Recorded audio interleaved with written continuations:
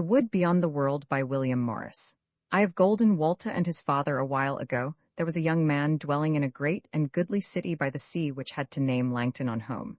He was but of 25 winters, a fair-faced man, yellow-haired, tall and strong, rather wiser than foolisher than young men are mostly wont, a valiant youth and a kind, not of many words but courteous of speech, no roisterer, not masterful, but peaceable and knowing how to forbear, in a fray a perilous foe, and a trusty war-fellow. His father, with whom he was dwelling when this tale begins, was a great merchant, richer than a baron of the land, a headman of the greatest of the lineages of Langton, and a captain of the pot. He was of the lineage of the Goldings, therefore was he called Bartholomew Golden, and his son Golden Walter. Now, ye may well deem that such a youngling as this was looked upon by all as a lucky man without a lack. But there was this flaw in his lot, whereas he had fallen into the toils of love of a woman exceeding fair, and had taken her to wife, she not unwilling as it seemed. But when they had been wedded some 6 months, he found by manifest tokens that his fairness was not so much to her, but that she must seek to the foulness of one worser than he in all ways. Wherefore his rest departed from him, whereas he hated her for her untruth and her hatred of him. Yet would the sound of her voice, as she came and went in the house, make his heart beat, and the sight of her stirred desire within him, so that he longed for her to be sweet and kind with him, and deemed that, might it be so, he should forget all the evil gone by. But it was not so, for ever when she saw him, her face changed, and her hatred of him became manifest, and howsoever she were sweet with others, with him she was hard and sour. So this went on a while till the chambers of his father's house, yea, the very streets of the city, became loathsome to him, and yet he called to mind that the world was wide and he but a young man. So on a day as he sat with his father alone, he spake to him and said, Father, I was on the quays even now, and I looked on the ships that were nigh bound, and thy sign I saw on a tall ship that seemed to me nighest bound. Will it be long ere she sail? Nay, said his father, that ship which hight the Catherine will they wap out of the haven in 2 days' time. But why askest thou of her? The shortest word is best, father, said Walter, and this it is, that I would depart in the said ship and see other lands. Yea, and whither, son? Said the merchant.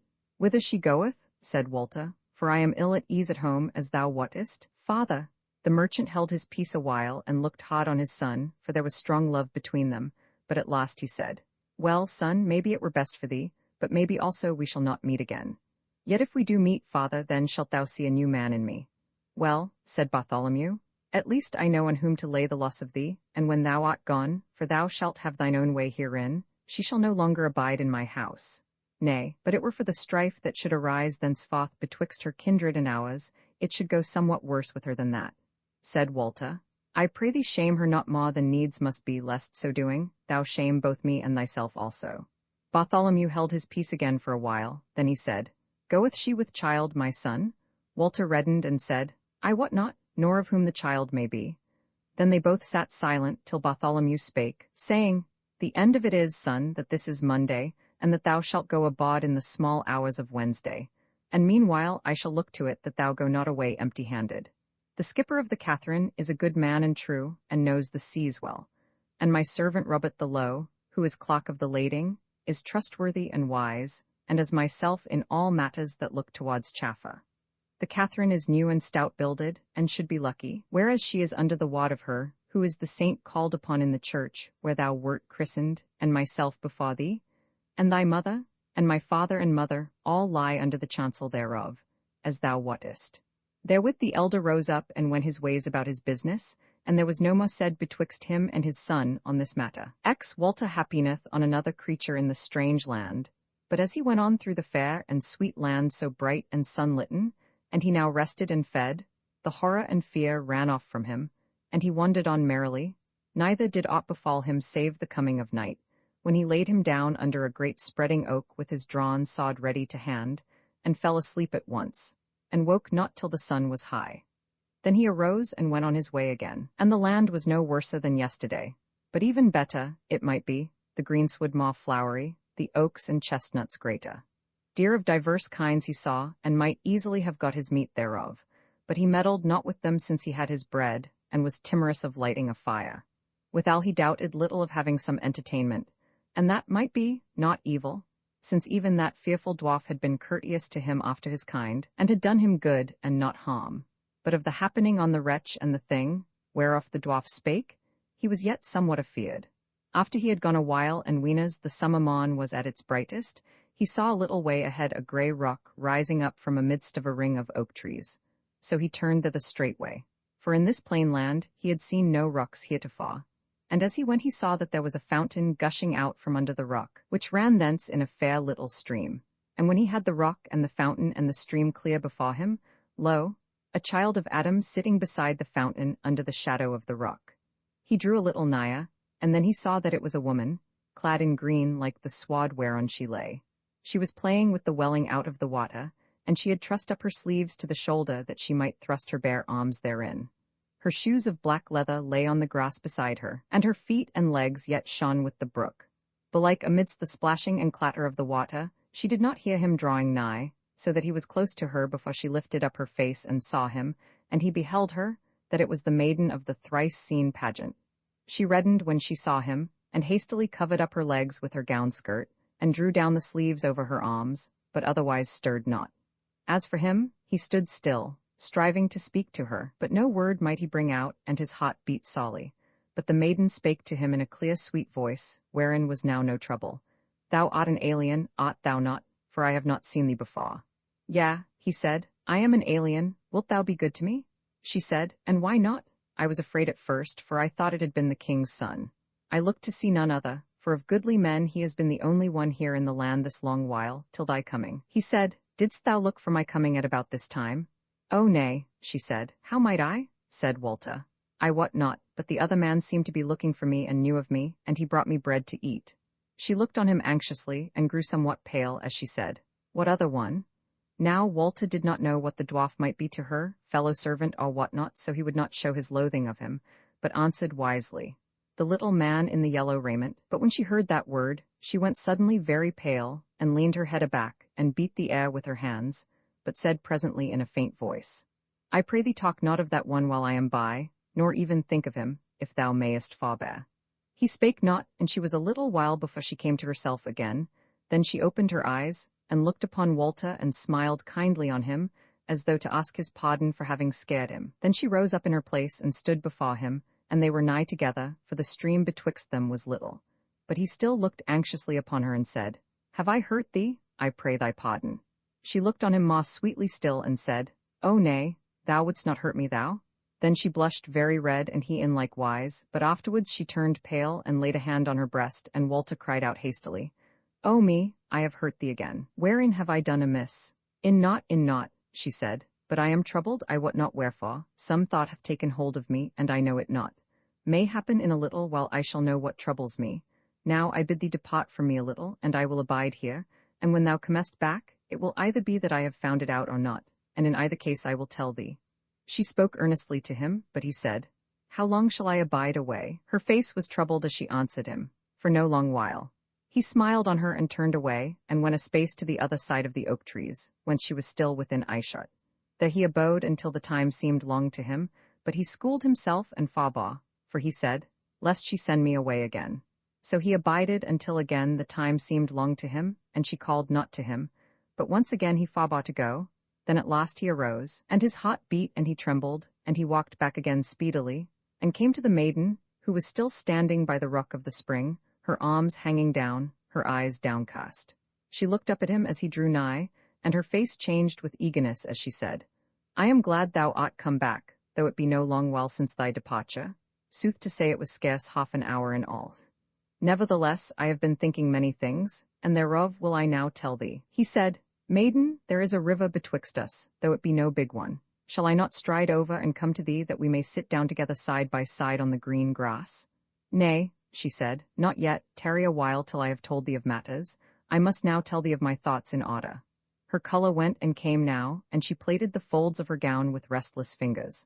At last she said, Now the first thing is this, that though thou hast seen me first only within this hour, thou hast set thine heart upon me to have me for thy speech friend and thy darling.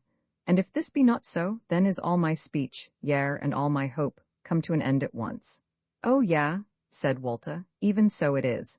But how thou hast found this out I wot not, since now for the first time I say it, that thou art indeed my love, and my dear and my darling. Hush, she said, hush, lest the wood have ears, and thy speech is loud. Abide, and I shall tell thee how I know it. Whether this thy love shall outlast the first time that thou holdest my body in thine arms, I wot not, nor dost thou. But sore is my hope that it may be so, for I also, though it be but scarce an hour since I set eyes on thee, have cast mine eyes on thee to have thee for my love and my darling, and my speech friend. And this is how I wot that thou lovest me, my friend. Now is all this dear and joyful, and overflows my heart with sweetness. But now must I tell thee of the fear and the evil which lieth behind it. Then Walter stretched out his hands to her, and cried out, Yeah, but whatever evil entangle us, now we both know these two things, to wit, that thou lovest me, and I thee. Wilt thou not come hither, that I may cast mine arms about thee, and kiss thee, if not thy kind lips or thy friendly face at all, yet at least thy dear hand, that I may touch thy body in some wise? She looked on him steadily, and said softly, Nay, this above all things must not be, and that it may not be as a part of the evil which entangles us. But Håkon, friend, once again I tell thee that thy voice is over loud in this wilderness fruitful of evil. Now I have told thee indeed of two things whereof we both wot. But next I must needs tell thee of things whereof I wot, and thou wottest not. Yet this were better, that thou pledge thy word not to touch so much as one of my hands, and that we go together a little way hence away from these tumbled stones, and sit down upon the open greensward, whereas here is cover if there be spying abroad. Again, as she spoke, she turned very pale, but Walter said, Since it must be so, I pledge thee my word to thee as I love thee. And therewith she knelt down, and did on her footgear, and then sprang lightly over the rivulet. And then the twain of them went side by side some half a furlong thence, and sat down, shadowed by the boughs of a slim, quicken tree growing up out of the greensward, whereon for a good space around was neither bush nor brake. There began the maiden to talk soberly, and said, This is what I must needs say to thee now, that thou art come into a land perilous for any one that loveth aught of good, from which, forsooth, I were fain that thou wert gotten away safely, even though I should die of longing for thee. As for myself, my peril is, in a measure, less than thine, I mean the peril of death. But lo, thou, this iron on my foot is token that I am a thrall, and thou knowest in what wise thralls must pay for transgressions. Furthermore, of what I am, and how I came hither, time would fail me to tell, but some while, maybe, I shall tell thee. I serve an evil mistress, of whom I may say that scarce I wot if she be a woman or not, but by some creatures is she accounted for a god, and as a god is hurried, and surely never god was crueller nor colder than she. Me she hateth sorely, yet if she hated me little or not, small were the gain to me if it were her pleasure to deal hardly by me. But as things now are, and are like to be, it would not be for her pleasure, but for her pain and loss, to make an end of me therefore, as I said and now, my mere life is not in peril with her, unless, perchance, some sudden passion get the better of her, and she slay me, and repent of it thereafter. For so it is, that if it be the least evil of her conditions that she is wanton, at least wanton she is to the letter. Many a time hath she cast the net for the catching of some goodly young man, and her latest prey, save it be thou, is the young man whom I named, when first I saw thee, by the name of the king's son. He is with us yet, and I fear him, for of late hath he wearied of her, though it is but plain truth to say of her, that she is the wonder of all beauties of the world. He hath wearied of her, I say, and hath cast his eyes upon me, and if I were heedless, he would betray me to the utmost of the wrath of my mistress. For needs must I say of him, though he be a goodly man, and now fallen into thraldom, that he hath no bowels of compassion, but is a dastard, who for an hour's pleasure would undo me, and thereafter would stand by smiling, and taking my mistress's pardon with good cheer, while for me would be no pardon. Seest thou, therefore, how it is with me between these two cruel fools? And moreover there are others of whom I will not even speak to thee. And therewith she put her hands before her face, and wept, and murmured, Who shall deliver me from this death in life? But Walter cried out, For what else am I come hither, I? And it was a near thing that he did not take her in his arms, but he remembered his pledged word, and drew aback from her in terror, whereas he had an inkling of why she would not suffer it, and he wept with her. But suddenly the maid left weeping, and said in a changed voice, Friend, whereas thou speakest of delivering me, it is more like that I shall deliver thee. And now I pray thy pardon for thus grieving thee with my grief, and that more especially because thou mayst not solace thy grief with kisses and caresses. But so it was, that for once I was smitten by the thought of the anguish of this land, and the joy of all the world besides. Therewith she caught her breath in a half-sob, but refrained her and went on. Now, dear friend and darling, take good heed to all that I shall say to thee, whereas thou must do after the teaching of my words. And first, I deem by the monster having met thee at the gates of the land, and refreshed thee, that the mistress hath looked for thy coming. Nay, by thy coming hither at all, that she hath cast her net and caught thee. Hast thou noted aught that might seem to make this small like? Said Walter. 3 times in full daylight have I seen go past me the images of the monster and thee, and a glorious lady, even as if you were alive. And therewith he told her in few words how it had gone with him since that day on the quay at Langton. She said, Then it is no longer perhaps but certain that thou art her latest catch. And even so I deemed from the first, and, dear friend, this is why I have not suffered thee to kiss or caress me, so sore as I longed for thee. For the mistress will have thee for her only, and hath lured thee hither for naught else. And she is wise in wizardry, even as some deal am I. And wert thou to touch me with hand or mouth on my naked flesh, yea, or were it even my raiment, then would she scent the savour of thy love upon me, and then, though it may be she would spare thee, she would not spare me.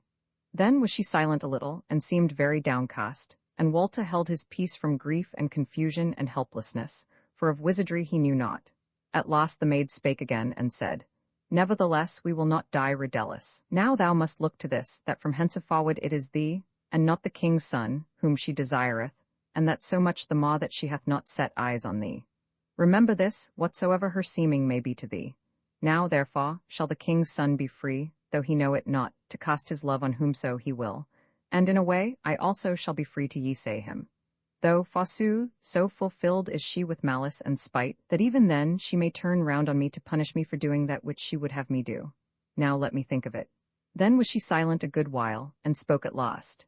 Yea, all things are perilous, and a perilous redet I have thought of, whereof I will not tell thee as yet. So waste not the shot while by asking me. At least the worst will be no worse than what shall come if we strive not against it. And now, my friend, amongst perils it is growing more and more perilous that we twain should be longer together. But I would say one thing yet, and maybe another thereafter. Thou hast cast thy love upon one who will be true to thee, whatsoever may befall.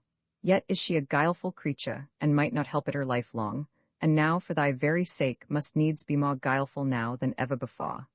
And as for me, the guileful, my love have I cast upon a lovely man, and one true and simple, and a stout heart, but at such a pinch is he, that if he withstand all temptation, his withstanding may belike undo both him and me. Therefore swear we both of us, that by both of us shall all guile and all falling away be forgiven on the day when we shall be free to love each the other as our hearts will. Walter cried out, O love, I swear it indeed. Thou art my hallow, and I will swear it as on the relics of a hallow. On thy hands and thy feet I swear it. The words seemed to her a dear caress, and she laughed and blushed and looked full kindly on him, and then her face grew solemn, and she said, On thy life I swear it. Then she said, Now is there naught for thee to do but to go hence straight to the golden house, which is my mistress's house, and the only house in this land, save one which I may not see, and lieth southward no long way. How she will deal with thee, I wot not, but all I have said of her and thee and the king's son is true. Therefore I say to thee, be wary and cold at heart, whatsoever outward semblance thou mayst make. If thou have to yield thee to her, then yield rather late than early, so as to gain time. Yet not so late as to seem shamed in yielding for fear's sake. Hold fast to thy life, my friend, for in wotting that, thou wottest me from grief without remedy. Thou wilt see me ere long, it may be tomorrow, it may be some days hence, but forget not that what I may do, that I am doing. Take heed also that thou pay no more heed to me, or rather less, than if thou wert meeting a maiden of no account in the streets of thine own town. O my love, barren is this first farewell, as was our first meeting, but surely shall there be another meeting better than the first, and the last farewell may be long and long yet. Therewith she stood up, and he knelt before her a little while without any word, and then arose and went his ways. But when he had gone a space he turned about, and saw her still standing in the same place. She stayed a moment when she saw him turn, and then herself turned about. So he departed through the fair land, and his heart was full with hope and fear as he went. Roman 11 Walter happineth on the mistress. It was but a little afternoon when Walter left the maid behind. He steered south by the sun, as the maid had bidden him, and went swiftly. For, as a good knight wending to battle, the time seemed long to him till he should meet the foe. So an hour before sunset, he saw something white and gay gleaming through the boles of the oak trees, and presently there was clear before him a most goodly house builded of white marble, carved all about with knots and imagery, and the carven folk were all painted of their lively colours, whether it were their raiment or their flesh, and the housings wherein they stood all done with gold and fair hues. Gay were the windows of the house, and there was a pillared porch before the great door, with images betwixt the pillars both of men and beasts. And when Walter looked up to the roof of the house, he saw that it gleamed and shone, for all the tiles were of yellow metal, which he deemed to be of very gold. All this he saw as he went, and tarried not to gaze upon it, for he said, Belike there will be time for me to look on all this before I die. But he said also, that though the house was not of the greatest, it was beyond compare of all houses of the world. Now he entered it by the porch, and came into a hall many-pillared, and vaulted over, the walls painted with gold and ultramarine, the floor dark, and spangled with many colours, and the windows glazed with knots and pictures. Midmost thereof was a fountain of gold, whence the water ran two ways in gold-lined runnels, spanned twice with little bridges of silver. Long was that hall, and now not very light, so that Walter was come past the fountain before he saw any folk therein. Then he looked up toward the high seat, and him seemed that a great light shone thence, and dazzled his eyes. And he went on a little way, and then fell on his knees, for there before him on the high seat sat that wondrous lady, whose lively image had been shown to him thrice before, and she was clad in gold and jewels, as he had erst seen her. But now she was not alone, for by her side sat a young man, goodly enough, so far as Walter might see him, and most richly clad, with a jewelled sword by his side, and a chaplet of gems on his head. They held each other by the hand, and seemed to be in dear converse together, but they spake softly, so that Walter might not hear what they said, till at last the man spake aloud to the lady. Seest thou not that there is a man in the hall? Yea, she said, I see him yonder, kneeling on his knees, let him come nigher and give some account of himself. So Walter stood up and drew nigh, and stood there, all shamefaced and confused, looking on those twain, and wondering at the beauty of the lady. As for the man, who was slim and black-haired and straight-featured, for all his goodliness Walter accounted him little, and no eyes deemed him to look chieftain-like. Now the lady spake not to Walter any more than erst, but at last the man said, Why dost thou not kneel as thou didst erewhile? Walter was on the point of giving him back a fierce answer, but the lady spake and said, Nay, friend, it matters not whether he kneel or stand, but he may say, if he will, what he would have of me, and wherefore he is come hither. Then spake Walter, for as wroth and ashamed as he was. Lady, I have strayed into this land, and have come to thine house as I suppose, and if I be not welcome, I may well depart straightway, and seek a way out of thy land, if thou wouldst drive me thence, as well as out of thine house. Thereat the lady turned and looked on him, and when her eyes met his, he felt a pang of fear and desire mingled shoot through his heart. This time she spoke to him, but coldly, without either wrath or any thought of him. Newcomer, she said, I have not bidden thee hither, but here mayst thou abide a while if thou wilt. Nevertheless, take heed that here is no king's cot. There is, forsooth, a folk that serveth me awe, it may be more than one, of whom thou wert best to know not. Of others I have but 2 servants whom thou wilt see, and the one is a strange creature, who should scare thee or scathe thee with a good will, but of a good will shall serve not save me. The other is a woman, a thrall, of little avail, save that, being compelled, she will work woman's service for me, but whom none else shall compel. Yea, but what is all this to thee? Ought to me that I should tell it to thee? I will not drive thee away, but if thine entertainment please thee not, make no plaint thereof to me, but depart at thy will. Now is this talk betwixt us overlong, since, as thou seest, I and this king's son are in converse together. Art thou a king's son? Nay, lady, said Walter, I am but of the sons of the merchants. It matters not, she said, go thy ways into one of the chambers. And straightway she fell a-talking to the man who sat beside her concerning the singing of the birds beneath her window in the morning, and of how she had bathed her that day in a pool of the woodlands, when she had been heated with hunting, and so forth, and all as if there had been none there save her and the king's son. But Walter departed all ashamed, as though he had been a poor man thrust away from a rich kinsman's door, and he said to himself that this woman was hateful and not love-worthy, and that she was little like to tempt him, despite all the fairness of her body. No one else he saw in the house that even. He found meat and drink duly served on a fair table, and thereafter he came on a goodly bed, and all things needful, but no child of Adam to do him service, or bid him welcome or warning. Nevertheless he ate and drank and slept, and put off thought of all these things till the morrow, all the more as he hoped to see the kind maiden sometime, betwixt sunrise and sunset on that new day. Roman 12. The wearing of 4 days in the wood beyond the world, he arose betimes, but found no one to greet him, neither was there any sound of folk moving within the fair house. So he but broke his fast, and then went forth and wandered amongst the trees, till he found him a stream to bathe in, and after he had washed the night off him, he lay down under a tree thereby for a while, but soon turned back toward the house, lest perchance the maid should come thither, and he should miss her. It should be said that half a bowshot from the house on that side, i.e. due north thereof, was a little hazel brake, and round about it, the trees were smaller of kind than the oaks and chestnuts he had passed through before, being mostly of birch and quickenbeam and young ash, with small wood betwixt them. So now he passed through the thicket, and, coming to the edge thereof, beheld the lady and the king's son walking together hand in hand, full lovingly by seeming. He deemed it unmeet to draw back and hide him, so he went forth past them toward the house. The king's son scowled on him as he passed, but the lady, over whose beauteous face flickered the joyous morning smiles, took no more heed of him than if he had been one of the trees of the wood.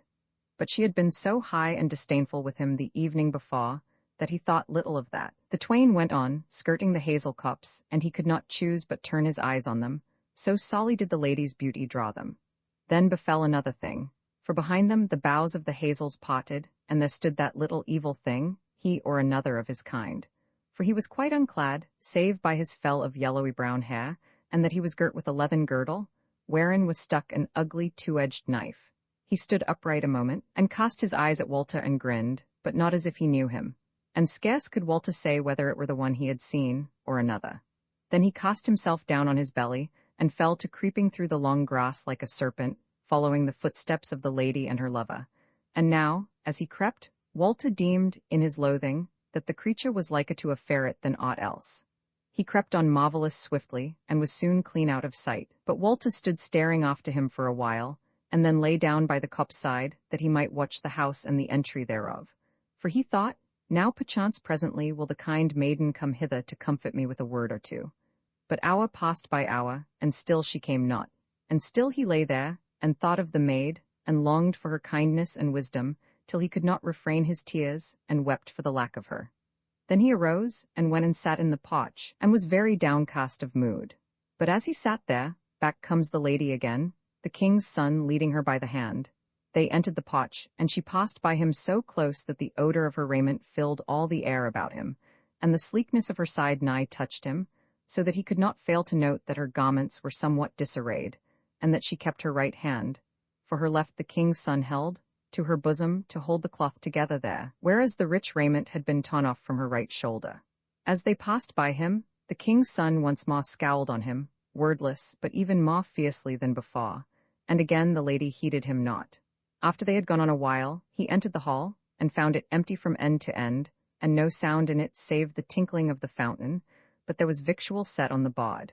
He ate and drank thereof to keep life lusty within him, and then went out again to the woodside to watch and to long, and the time hung heavy on his hands because of the lack of the fair maiden.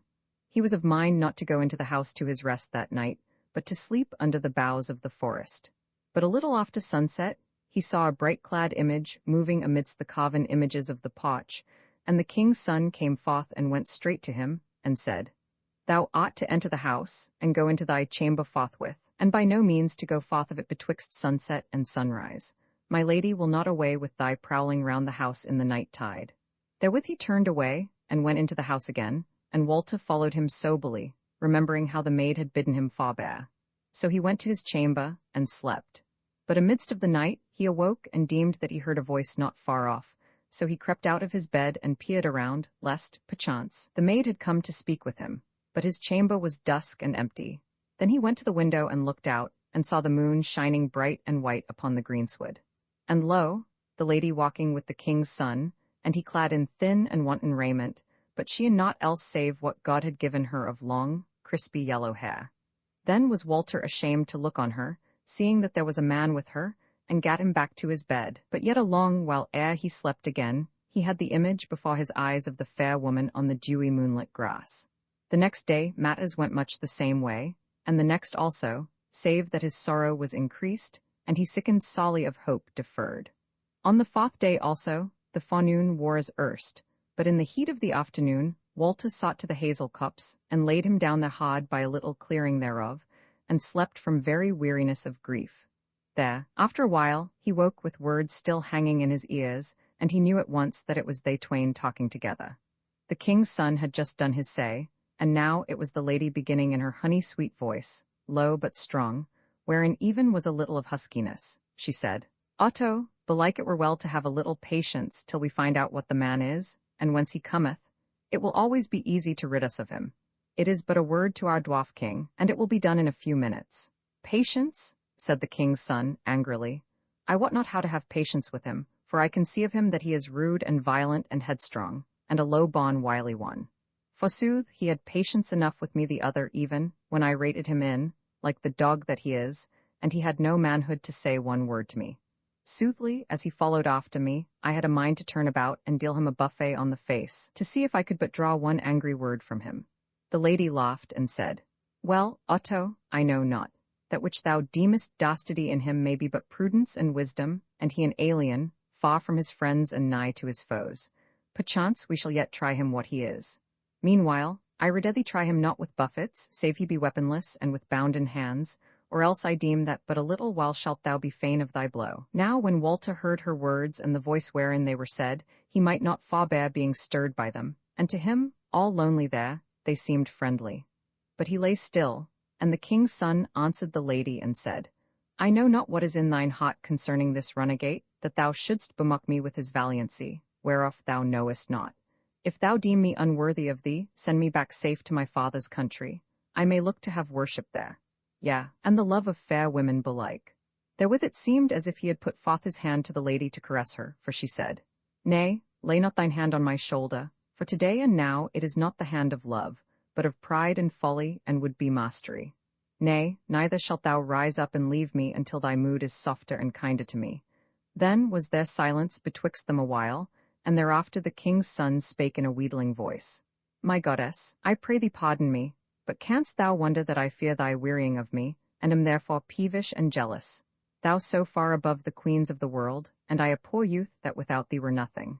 She answered not, and he went on again. "Was it not so, O goddess, that this man of the sons of the merchants was little heedful of thee, and thy loveliness and thy majesty?" She laughed and said, "Maybe he deemed not that he had much to gain of us, seeing thee sitting by our side, and whereas we spake to him coldly and sternly and disdainfully. Withal, the poor youth was dazzled and shamefaced before us, that we could see in the eyes and the mien of him." Now this she spoke so kindly and sweetly, that again was Walter all stirred thereat, and it came into his mind that it might be she knew he was anig and hearing her, and that she spake as much for him as for the king's son, but that one answered, "Lady, didst thou not see somewhat else in his eyes, to wit, that they had but of late looked on some fair woman other than thee? As for me, I deem it not so unlike that on the way to thine hall he may have fallen in with thy maid." He spoke in a faltering voice, as if shrinking from some storm that might come. And forsooth, the lady's voice was changed as she answered, though there was no outward heat in it. Rather it was sharp and eager and cold at once. She said, "Yea, that is not ill thought of, but we may not always keep our thrall in mind. If it be so as thou deemest, we shall come to know it most like when we next fall in with her. Or if she hath been shy this time, then shall she pay the heavier for it. For we will question her by the fountain in the hall as to what betid by the fountain of the rock." Spake the king's son, faltering yet more, "Lady, were it not better to question the man himself? The maid is stout-hearted, and will not be speedily quelled into a true tale, whereas the man I deem of no account." "No, no," said the lady sharply, "it shall not be." Then was she silent a while, and then she said, "How if the man should prove to be our master?" "Nay, our lady," said the king's son, "thou art jesting with me, thou and thy might and thy wisdom, and all that thy wisdom may command, to be overmastered by a gangrel churl. But how if I will not have it command, king's son?" Said the lady, "I tell thee I know thine heart, but thou knowest not mine. But be at peace, for since thou hast prayed for this woman, nay, not with thy words, I wot, but with thy trembling hands and thine anxious eyes and knitted brow, I say, since thou hast prayed for her so earnestly, she shall escape this time. But whether it will be to her gain in the long run, I misdoubt me. See thou to that, Otto, thou who hast held me in thine arms so oft, and now thou mayest depart if thou wilt." It seemed to Walter as if the king's son were dumbfounded at her words. He answered not, and presently he rose from the ground, and went his ways slowly toward the house. The lady lay there a little while, and then went her ways also, but turned away from the house toward the wood at the other end thereof, whereby Walter had first come thither. As for Walter, he was confused in mind and shaken in spirit, and withal he seemed to see guile and cruel deeds under the talk of those two, and waxed wrathful thereat. Yet he said to himself that naught might he do, but was as one bound hand and foot, till he had seen the maid again. Roman 13 now is the hunt up next morning was he up betimes, but he was cast down and heavy of heart, not looking for aught else to betide than had betid those last 4 days. But otherwise it fell out. For when he came down into the hall, there was the lady sitting on the high seat all alone, clad but in a coat of white linen. And she turned her head when she heard his footsteps and looked on him, and greeted him, and said, "Come hither, guest." So he went and stood before her, and she said, "Though as yet thou hast had no welcome here, and no honour, it hath not entered into thine heart to flee from us. And to say sooth, that is well for thee, for flee away from our hand thou mightest not, nor mightest thou depart without our furtherance. But for this we can thee thank, that thou hast abided here our bidding, and eaten thine heart through the heavy wearing of 4 days, and made no plaint. Yet I cannot deem thee a dastard, thou so well knit and shapely of body, so clear-eyed and bold of visage. Wherefore now I ask thee, art thou willing to do me service, thereby to earn thy guesting?" Walter answered her, somewhat faltering at first, for he was astonished at the change which had come over her. For now she spoke to him in friendly wise, though indeed as a great lady would speak to a young man ready to serve her in all honour. Said he, "Lady, I can thank thee humbly and heartily in that thou biddest me do thee service. For these days past I have loathed the emptiness of the hours, and naught better could I ask for than to serve so glorious a mistress in all honour." She frowned somewhat, and said, "Thou shalt not call me mistress. There is but one who so calleth me, that is my thrall, and thou art none such. Thou shalt call me lady, and I shall be well pleased that thou be my squire, and for this present thou shalt serve me in the hunting. So get thy gear, take thy bow and arrows, and gird thee to thy sword. For in this fair land may one find beasts more perilous than be buck or hart. I go now to array me, we will depart while the day is yet young, for so make we the summer day the fairest." He made obeisance to her, and she arose and went to her chamber, and Walter dight himself, and then abode her in the potch, and in less than an hour she came out of the hall, and Walter's heart beat when he saw that the maid followed her hot at heel, and scarce might he school his eyes not to gaze over-eagerly at his dear friend. She was clad even as she was before, and was changed in no wise, save that love troubled her face when she first beheld him, and she had much ado to master it. Howbeit the mistress heeded not the trouble of her, or made no semblance of heeding it, till the maiden's face was all according to its wont. But this Walter found strange, that after all that disdain of the maid's thraldom which he had heard of the mistress, and after all the threats against her, now was the mistress become mild and debonair to her, as a good lady to her good maiden. When Walter bowed the knee to her, she turned unto the maid, and said, "Look thou, my maid, at this fair new squire that I have gotten. Will not he be valiant in the greenwood, and see whether he be well shapen or not? Doth he not touch thine heart, when thou thinkest of all the woe, and fear, and trouble of the world beyond the wood, which he hath escaped, to dwell in this little land peaceably, and well beloved both by the mistress and the maid? And thou, my squire, look a little at this fair slim maiden, and say if she pleaseth thee not. Didst thou deem that we had anything so fair in this lonely place?" Frank and kind was the smile on her radiant visage, nor did she seem to note any whit the trouble on Walter's face, nor how he strove to keep his eyes from the maid.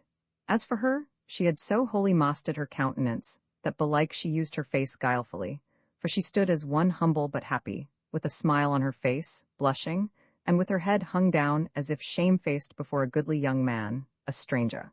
But the lady looked upon her kindly, and said, "Come hither, child, and fear not this frank and free young man, who belike feareth thee a little, and full certainly feareth me, and yet only after the manner of men."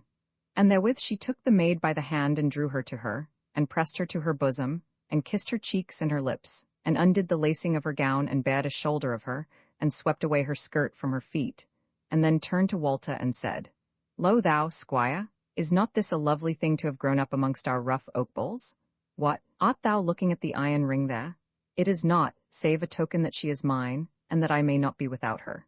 Then she took the maid by the shoulders and turned her about as in spot, and said, "Go thou now, and bring hither the good grey ones.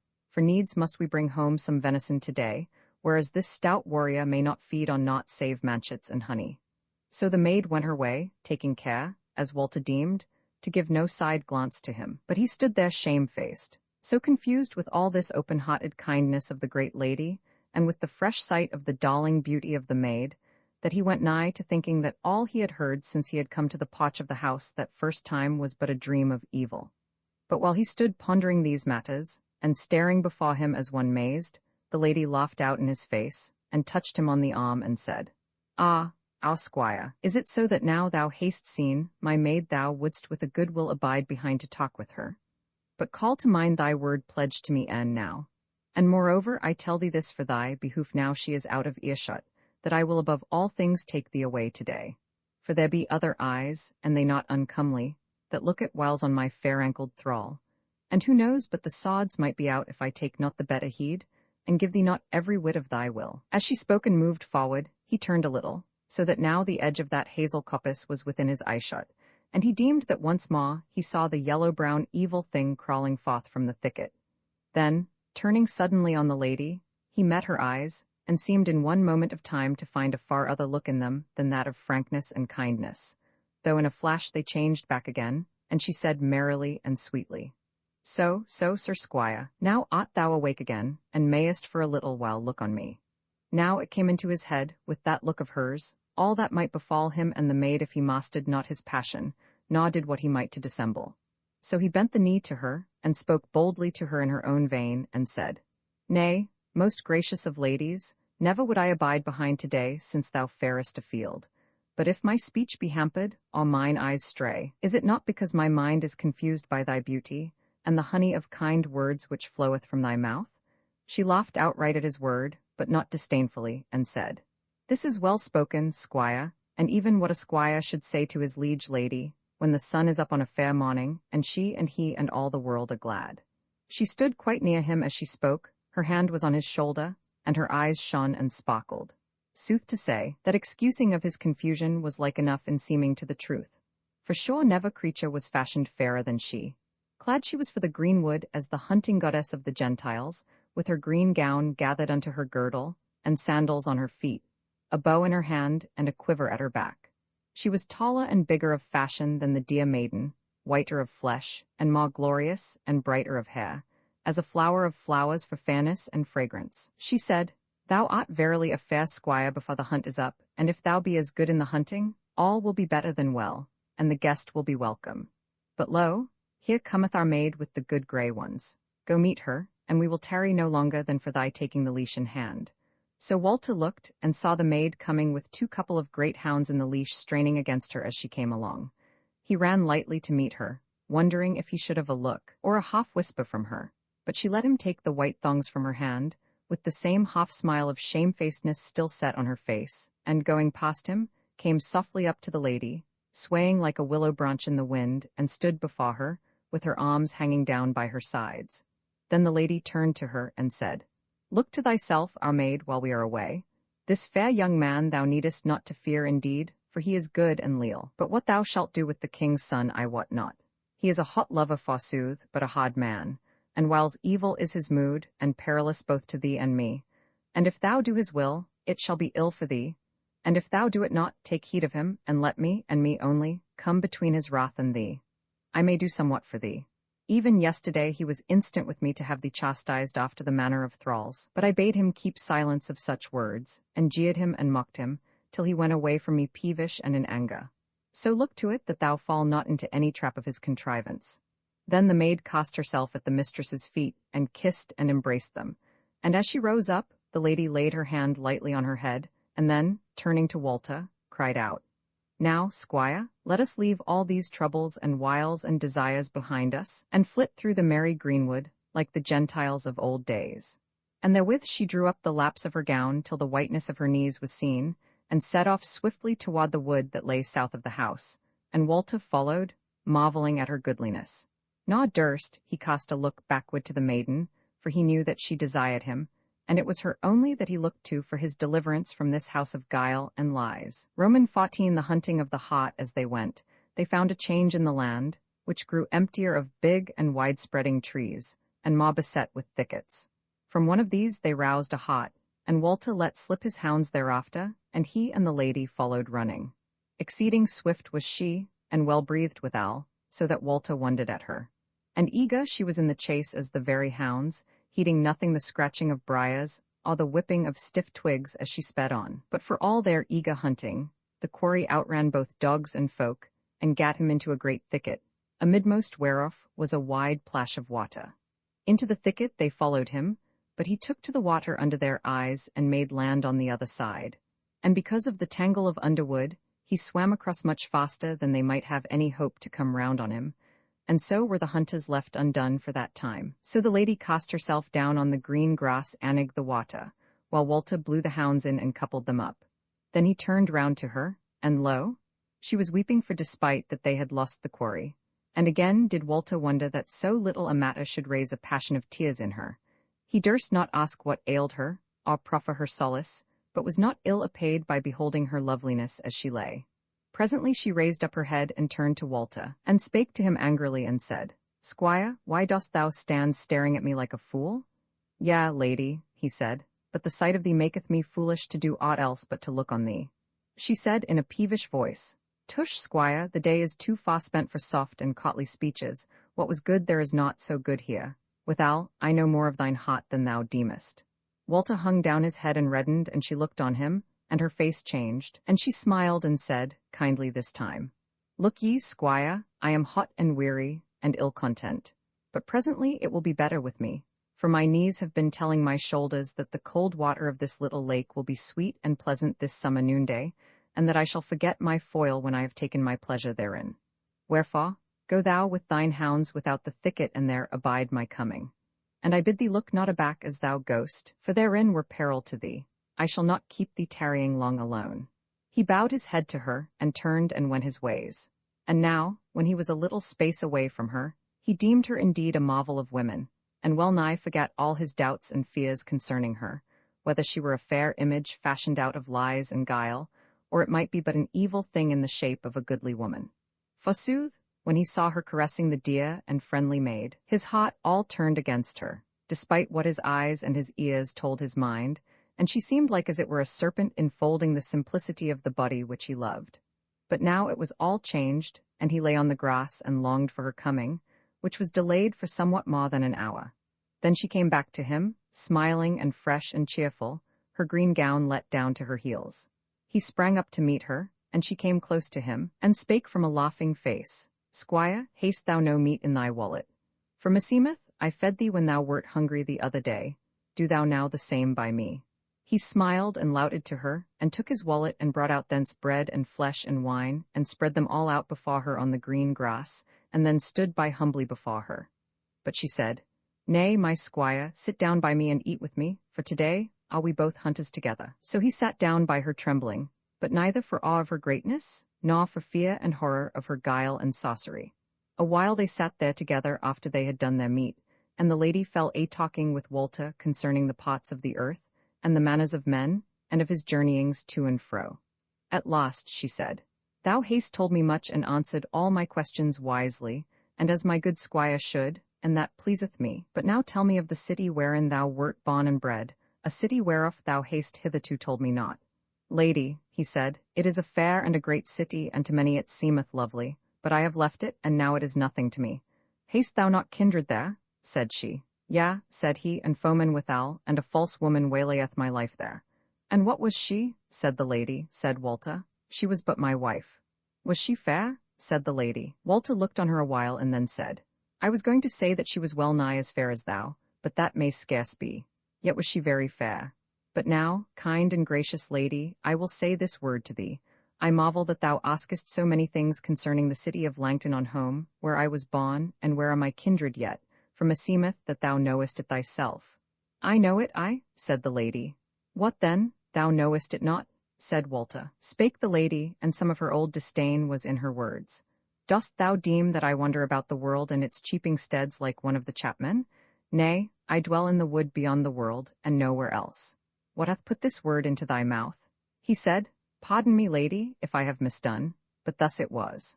Mine own eyes beheld thee going down the quays of our city, and thence a ship-board, and the ship sailed out of the haven. And first of all went a strange dwarf, whom I have seen here, and then thy maid, and then went thy gracious and lovely body. The lady's face changed as he spoke, and she turned red and then pale, and set her teeth. But she refrained her, and said, Squire, I see of thee that thou art no liar, nor light of wit, therefore I suppose that thou hast verily seen some appearance of me. But never have I been in Langton, nor thought thereof, nor known that such a stead there was, until thou namedst it e'en now. Wherefore, I deem that an enemy hath cast the shadow of me on the air of that land. Yea, my lady, said Walter, and what enemy mightest thou have to have done this? She was slow of answer, but spake at last from a quivering mouth of anger. Knowest thou not the saw, that a man's foes are they of his own house? If I find out for a truth who hath done this, the said enemy shall have an evil hour with me. Again she was silent, and she clenched her hands and strained her limbs in the heat of her anger, so that Walter was afraid of her, and all his misgivings came back to his heart again, and he repented that he had told her so much. But in a little while all that trouble and wrath seemed to flow off her, and again was she of good cheer, and kind and sweet to him, and she said, But in sooth, however it may be, I thank thee, my squire and friend, for telling me hereof, and surely no white do I lay on thee. And moreover, is it not this vision which hath brought thee hither? So it is, lady, said he. Then have we to thank it, said the lady, and thou art welcome to our land. And therewith she held out her hand to him, and he took it on his knees and kissed it. And then it was as if a red-hot iron had run through his heart, and he felt faint and bowed down his head. But he held her hand yet, and kissed it many times, and the wrist and the arm, and knew not where he was. But she drew a little away from him, and arose and said, Now is the day wearing, and if we are to bear back any venison we must buckle to the work. So arise, squire, and take the hounds and come with me, for not far off is a little thicket which mostly harbours foison of deer, great and small. Let us come our ways. Roman 15 The slaying of the quarry. So they walked on quietly thence some half a mile, and ever the lady would have wolted to walk by her side, and not follow a little behind her, as was meet for a servant to do. And she touched his hand at whiles as she showed him beast and fowl and tree, and the sweetness of her body overcame him, so that for a while he thought of nothing save her. Now when they were come to the thicket side, she turned to him and said, Squire, I am no ill woodman, so that thou mayst trust me that we shall not be brought to shame the second time, and I shall do sagely.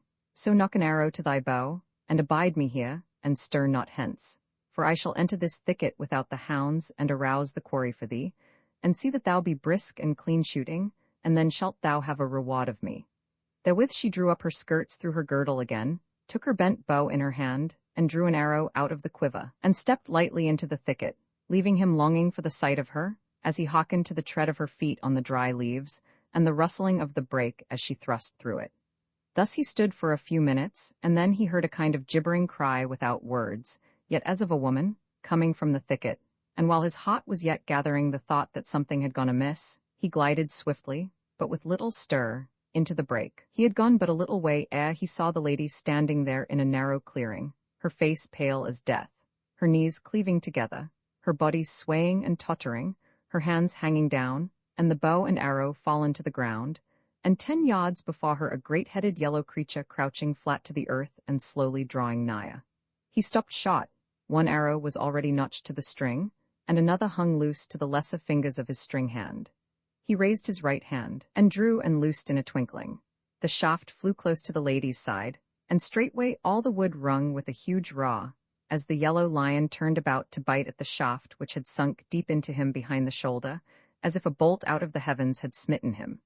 But straightway had Walter loosed again, and then, throwing down his bow, he ran forward with his drawn sword gleaming in his hand, while the lion welted and rolled, but had no might to move forward. Then Walter went up to him warily and thrust him through to the heart, and leapt aback, lest the beast might yet have life in him to smite. But he left his struggling, his huge voice died out, and he lay there moveless before the hunter. Walter abode a little, facing him, and then turned about to the lady, and she had fallen down in a heap whereas she stood, and lay there all huddled up and voiceless. So he knelt down by her, and lifted up her head, and bade her arise, for the foe was slain. And after a little she stretched out her limbs, and turned about on the grass, and seemed to sleep, and the colour came into her face again, and it grew soft and a little smiling. Thus she lay a while, and Walter sat by her watching her, till at last she opened her eyes and sat up and knew him, and smiling on him said, What hath befallen, squire, that I have slept and dreamed? He answered nothing till her memory came back to her, and then she arose, trembling and pale, and said, "Let us leave this wood, for the enemy is therein." And she hastened away before him till they came out at the thicket side, whereas the hounds had been left, and they were standing there uneasy and whining. So Walter coupled them, while the lady stayed not, but went away swiftly homeward, and Walter followed. At last she stayed her swift feet and turned round on Walter and said, "Squire, come hither." So did he, and she said, "I am weary again. Let us sit under this quicken tree and rest us." So they sat down, and she sat looking between her knees a while, and at last she said, "Why didst thou not bring the lion's hide?" He said, "Lady, I will go back and flay the beast and bring on the hide." And he arose therewith, but she caught him by the skirts and drew him down, and said, "Nay, thou shalt not go, abide with me, sit down again." He did so, and she said, "Thou shalt not go from me, for I am afraid, I am not used to looking on the face of death." She grew pale as she spoke, and set a hand to her breast, and sat so a while without speaking. At last she turned to him smiling, and said, "How was it with the aspect of me when I stood before the peril of the enemy?" And she laid a hand upon his. "O gracious one," quoth he, "thou wert, as ever, full lovely, but I feared for thee." She moved not her hand from his, and she said, "Good and true squire, I said ere I entered the thicket, and now, that I would reward thee, if thou slewest the quarry. He is dead, though thou hast left the skin behind upon the carcase. Ask now thy reward, but take time to think what it shall be." He felt her hand warm upon his, and drew in the sweet odor of her mingled with the woodland scents under the hot sun of the afternoon, and his heart was clouded with manlike desire of her. And it was a near thing but he had spoken, and craved of her the reward of the freedom of her maid, and that he might depart with her into other lands. But as his mind wavered betwixt this and that, the lady, who had been eyeing him keenly, drew her hand away from him, and therewith doubt and fear flowed into his mind, and he refrained him of speech. Then she laughed merrily and said, "The good squire is shamefaced. He feareth a lady more than a lion. Will it be a reward to thee if I bid thee to kiss my cheek?" Therewith she leaned her face toward him, and he kissed her well favoredly, and then sat gazing on her, wondering what should betide to him on the morrow. Then she arose and said, "Come, squire, and let us home. Be not abashed, there shall be other rewards hereafter." So they went their ways quietly, and it was nigh sunset against they entered the house again. Walter looked round for the maid, but beheld her not, and the lady said to him, "I go to my chamber, and now is thy service over for this day." Then she nodded to him friendly and went her ways. Romans 16 of the king's son and the maid. But as for Walter, he went out of the house again, and fared slowly over the woodlawns till he came to another close thicket or brake. He entered from mere wantonness, or that he might be the more apart and hidden, so as to think over his case. There he lay down under the thick boughs, but could not so herd his thoughts that they would dwell steady in looking into what might come to him within the next days. Rather visions of those two women and the monster did but float before him, and fear and desire and the hope of life ran to and fro in his mind. As he lay thus, he heard footsteps drawing near, and he looked between the boughs, and though the sun had just set, he could see close by him a man and a woman going slowly, and they hand in hand. At first he deemed it would be the king's son and the lady, but presently he saw that it was the king's son indeed, but that it was the maid whom he was holding by the hand. And now he saw of him that his eyes were bright with desire, and of her that she was very pale. Yet when he heard her begin to speak, it was in a steady voice that she said, "King's son, thou hast threatened me oft and unkindly, and now thou threatenest me again, and no less unkindly. But whatever were thy need herein before, now is there no more need, for my mistress, of whom thou wert weary, is now grown weary of thee, and belike will not now reward me for drawing thy love to me, as once she would have done, to wit, before the coming of this stranger. Therefore I say, since I am but a thrall, poor and helpless, betwixt you two mighty ones, I have no choice but to do thy will." As she spoke she looked all round about her, as one distraught by the anguish of fear. Walter, amidst of his wrath and grief, had well nigh drawn his sword and rushed out of his lair upon the king's son. But he deemed it sure that, so doing, he should undo the maid altogether, and himself also belike, so he refrained him, though it were a hard matter. The maid had stayed her feet now close to where Walter lay, some 5 yards from him only, and he doubted whether she saw him not from where she stood. As to the king's son, he was so intent upon the maid, and so greedy of her beauty, that it was not like that he saw anything. Now moreover Walter looked, and deemed that he beheld something through the grass and bracken on the other side of those two, an ugly brown and yellow body, which, if it were not some beast of the Falmouth kind, must needs be the monstrous dwarf, or one of his kin. and the flesh crept upon Walter's bones with the horror of him. But the king's son spoke unto the maid, Sweetling, I shall take the gift thou givest me, neither shall I threaten thee any more, howbeit thou givest it not very gladly or graciously. She smiled on him with her lips alone, for her eyes were wondering and haggard. My lord, she said, is not this the manner of women? Well, he said, I say that I will take thy love even so given, yet let me hear again that thou lovest not that vile newcomer, and that thou hast not seen him, save this morning along with my lady. Nay now, thou shalt swear it. What shall I swear by? She said. Quoth he, Thou shalt swear by my body. And therewith he thrust himself close up against her, but she drew her hand from his and laid it on his breast, and said, I swear it by thy body. He smiled on her licorously, and took her by the shoulders, and kissed her face many times, and then stood aloof from her, and said, Now have I had hansel, but tell me, when shall I come to thee? She spoke out clearly. Within 3 days at furthest, I will do thee to wit of the day and the hour tomorrow, or the day after. He kissed her once more, and said, Forget it not, or the threat holds good.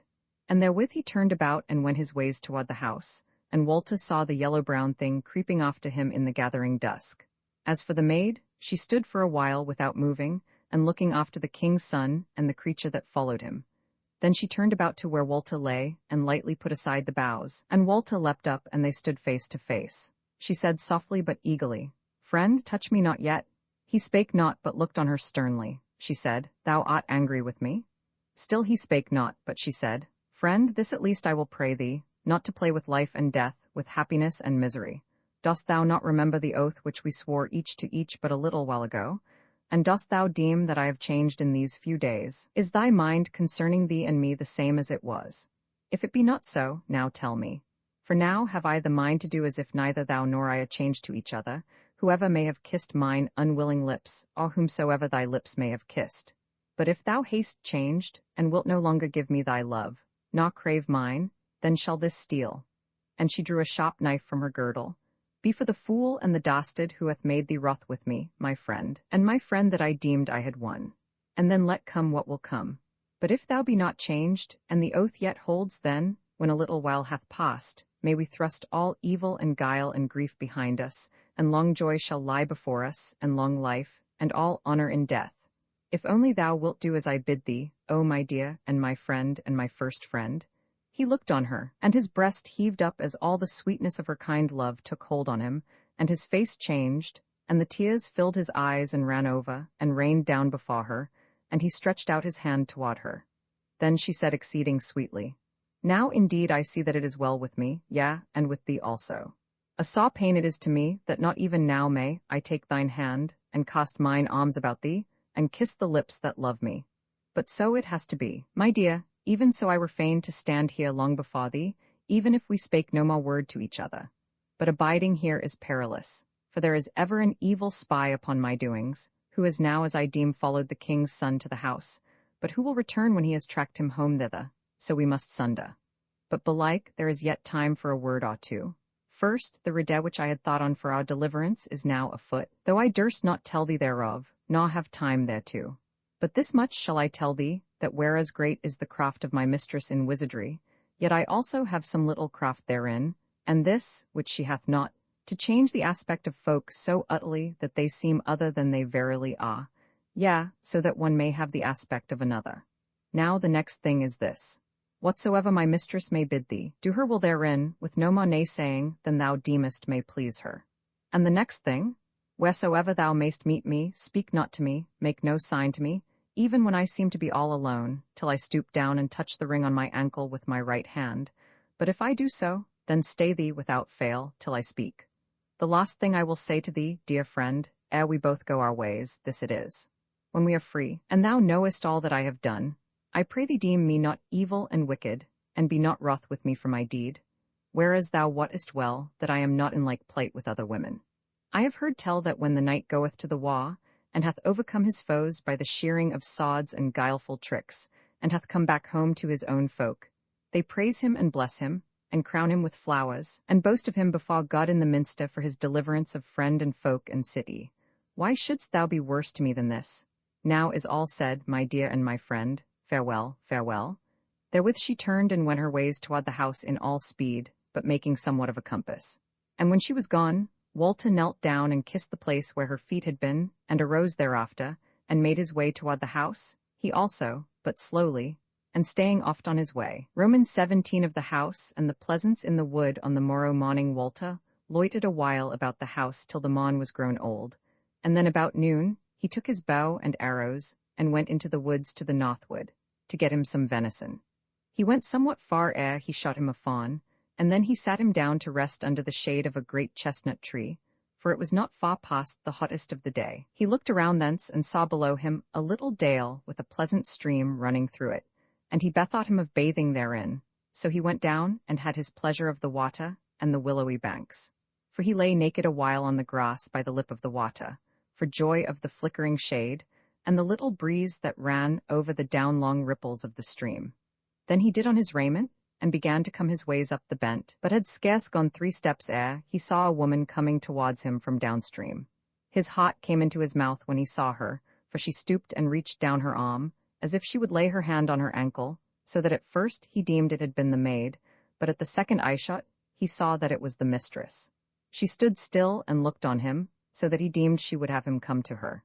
So he went to meet her, and grew somewhat shamefaced as he drew nigher, and wondered at her, for now was she clad but in one garment of some dark grey silky stuff, embroidered with, as it were, a garland of flowers about the middle, but which was so thin that, as the wind drifted it from side and limb, it hit her no more, but for the said garland, than if water were running over her.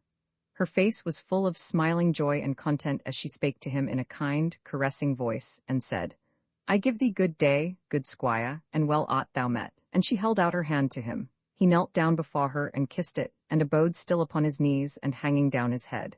But she laughed outright and stooped down to him, and put her hand to his arms and raised him up, and said to him, What is this, my squire, that thou kneelest to me as to an idol? He said, faltering, I wot not, but perchance thou art an idol, and I fear thee. What? She said, more than yesterday, weenas thou saw'st me afraid? Said he, Yea, for that now I see thee unhidden, and meseemeth there hath been none such since the old days of the Gentiles. She said, Hast thou not yet bethought thee of a gift to crave of me, a reward for the slaying of mine enemy, and the saving of me from death? O my lady, he said, even so much would I have done for any other lady, or, forsooth, for any poor man, for so my manhood would have bidden me. Speak not of gifts to me then. Moreover, and he reddened therewith, and his voice faltered, Didst thou not give me my sweet reward yesterday? What more durst I ask? She held her peace a while, and looked on him keenly, and he reddened under her gaze. Then wrath came into her face, and she reddened and knit her brows, and spake to him in a voice of anger, and said, Nay, what is this? It is growing in my mind that thou deemest the gift of me unworthy. Thou, an alien, an outcast, one endowed with the little wisdom of the world without the wood. And here I stand before thee, all glorious in my nakedness, and so fulfilled of wisdom, that I can make this wilderness to any whom I love more full of joy than the kingdoms and cities of the world. And thou? Ah, but it is the enemy that hath done this, and made the guileless guileful. Yet will I have the upper hand at least, though thou suffer for it, and I suffer for thee. Walter stood before her with hanging head, and he put forth his hands as if praying off her anger, and pondered what answer he should make. For now he feared for himself and the maid, so at last he looked up to her, and said boldly, Nay, lady, I know what thy words mean, whereas I remember thy first welcome of me. I wot, forsooth, that thou wouldst call me base-born, and of no account, and unworthy to touch the hem of thy raiment, and that I have been overbold and guilty towards thee, and doubtless this is sooth, and I have deserved thine anger, but I will not ask thee to pardon me, for I have done but what I must needs. She looked on him calmly now, and without any wrath, but rather as if she would read what was written in his inmost heart. Then her face changed into joyousness again, and she smote her palms together, and cried out, This is but foolish talk, for yesterday did I see thy valiancy, and today I have seen thy goodliness, and I say, that though thou mightest not be good enough for a fool woman of the earthly baronage, yet art thou good enough for me, the wise and the mighty and the lovely. And whereas thou sayest that I gave thee but disdain when first thou camest to us, grudge not against me therefore, because it was done but to prove thee, and now thou art proven. Then again he knelt down before her, and embraced her knees, and again she raised him up, and let her arm hang down over his shoulder, and her cheek brush his cheek, and she kissed his mouth, and said, Hereby is all forgiven, both thine offence and mine, and now cometh joy and merry days. Therewith her smiling face grew grave, and she stood before him looking stately and gracious and kind at once, and she took his hand and said, "Thou mightest deem my chamber in the golden house of the wood over queenly, since thou art no masterful man. So now haste thou chosen well the place wherein to meet me today, for hard by on the other side of the stream is a bower of pleasance, which, forsooth, not everyone who cometh to this land may find. There shall I be to thee as one of the up-country damsels of thine own land, and thou shalt not be abashed." She sidled up to him as she spoke, and would he not? Her sweet voice tickled his very soul with pleasure, and she looked aside on him happy and well content. So they crossed the stream by the shallow, below the pool wherein Walter had bathed, and within a little they came upon a tall fence of flake hurdles, and a simple gate therein. The lady opened the same, and they entered thereby into a close all planted as a most fair garden, with hedges of rose and woodbine, and with linden trees a-blossom, and long ways of green grass betwixt borders of lilies and clove gilliflowers, and other sweet garland flowers. And a branch of the stream which they had crossed Iruhile wandered through that garden, and in the midst was a little house built of post and pan, and thatched with yellow straw, as if it were new done.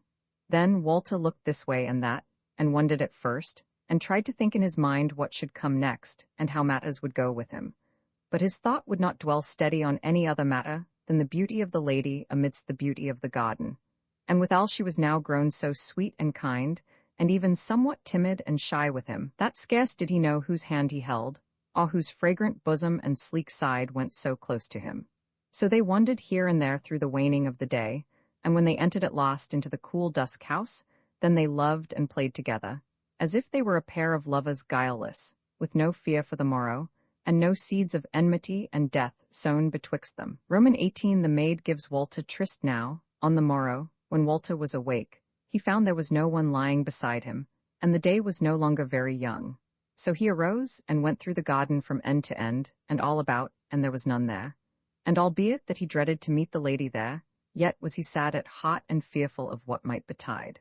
Howsoever, he found the gate whereby they had entered yesterday, and he went out into the little dale. But when he had gone a step or two, he turned about, and could see neither garden nor fence, nor any sign of what he had seen thereof but lately. He knit his brow and stood still to think of it, and his heart grew the heavier thereby. But presently he went his ways and crossed the stream, but had scarce come up onto the grass on the further side, ere he saw a woman coming to meet him, and at first, full as he was of the tide of yesterday and the wondrous garden, deemed that it would be the lady. But the woman stayed her feet, and stooping, laid a hand on her right ankle, and he saw that it was the maid. He drew anig to her, and saw that she was not so sad of countenance as the last time she had met him, but flushed of cheek and bright-eyed. As he came up to her, she made a step or two to meet him, holding out her two hands, and then refrained her, and said, smiling, "Ah, friend, belike this shall be the last time that I shall say to thee, touch me not, nay, not so much as my hand, or if it were but the hem of my raiment." The joy grew up in his heart, and he gazed on her fondly, and said, "Why, what hath befallen of late?" "O friend," she began, "this hath befallen." But as he looked on her, the smile died from her face, and she became deadly pale to the very lips. She looked askance to her left side, whereas ran the stream, and Walter followed her eyes, and deemed for one instant that he saw the misshapen yellow visage of the dwarf peering round from a grey rock, but the next there was nothing. Then the maid, though she were as pale as death, went on in a clear, steady, hard voice, wherein was no joy or kindness, keeping her face to Walter and her back to the stream. "This hath befallen, friend, that there is no longer any need to refrain thy love nor mine. Therefore I say to thee, come to my chamber, and it is the red chamber over against thine, though thou knewest it not, an hour before this next midnight, and then thy sorrow and mine shall be at an end. And now I must needs depart. Follow me not, but remember." And therewith she turned about and fled like the wind down the stream. But Walter stood wondering, and knew not what to make of it, whether it were for good or ill. For he knew now that she had paled and been seized with terror because of the upheaving of the ugly head, and yet she had seemed to speak out the very thing she had to say. Howsoever it were, he spake aloud to himself, "Whatever comes, I will keep tryst with her." Then he drew his sword and turned this way and that, looking all about if he might see any sign of the evil thing. But naught might his eyes behold, save the grass, and the stream, and the bushes of the dale. So then, still holding his naked sword in his hand, he clomb the bent out of the dale, for that was the only way he knew to the golden house.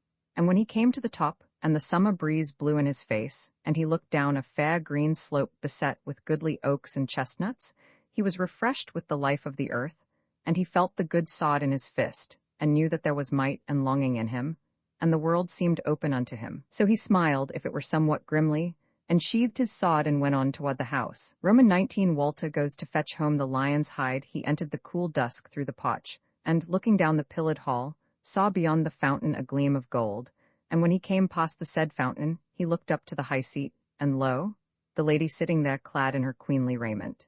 She called to him, and he came, and she hailed him, and spake graciously and calmly, yet as if she knew not of him save as the leal servant of her, a high lady. Squire, she said, we have deemed it meet to have the hide of the servant of the enemy, the lion to wit, whom thou slewest yesterday, for a coppet to our feet. Wherefore go now, take thy wood knife, and flay the beast, and bring me home his skin. This shall be all thy service for this day, so mayst thou do it at thine own leisure, and not weary thyself. May good go with thee. He bent the knee before her, and she smiled on him graciously, but reached out no hand for him to kiss, and heeded him but little. Wherefore, in spite of himself, and though he knew somewhat of her guile, he could not help marveling that this should be she who had lain in his arms nightlong but of late. Howso that might be, he took his way toward the thicket where he had slain the lion, and came thither by then it was afternoon, at the hottest of the day.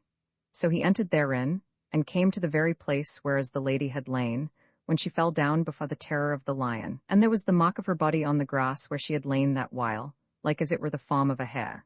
But when Walter went on to where he had slain that great beast, lo, he was gone, and there was no sign of him, but there were Walter's own footprints, and the 2 shafts which he had shot, one feathered red, and one blue. He said at first, belike someone hath been here, and hath had the carcase away.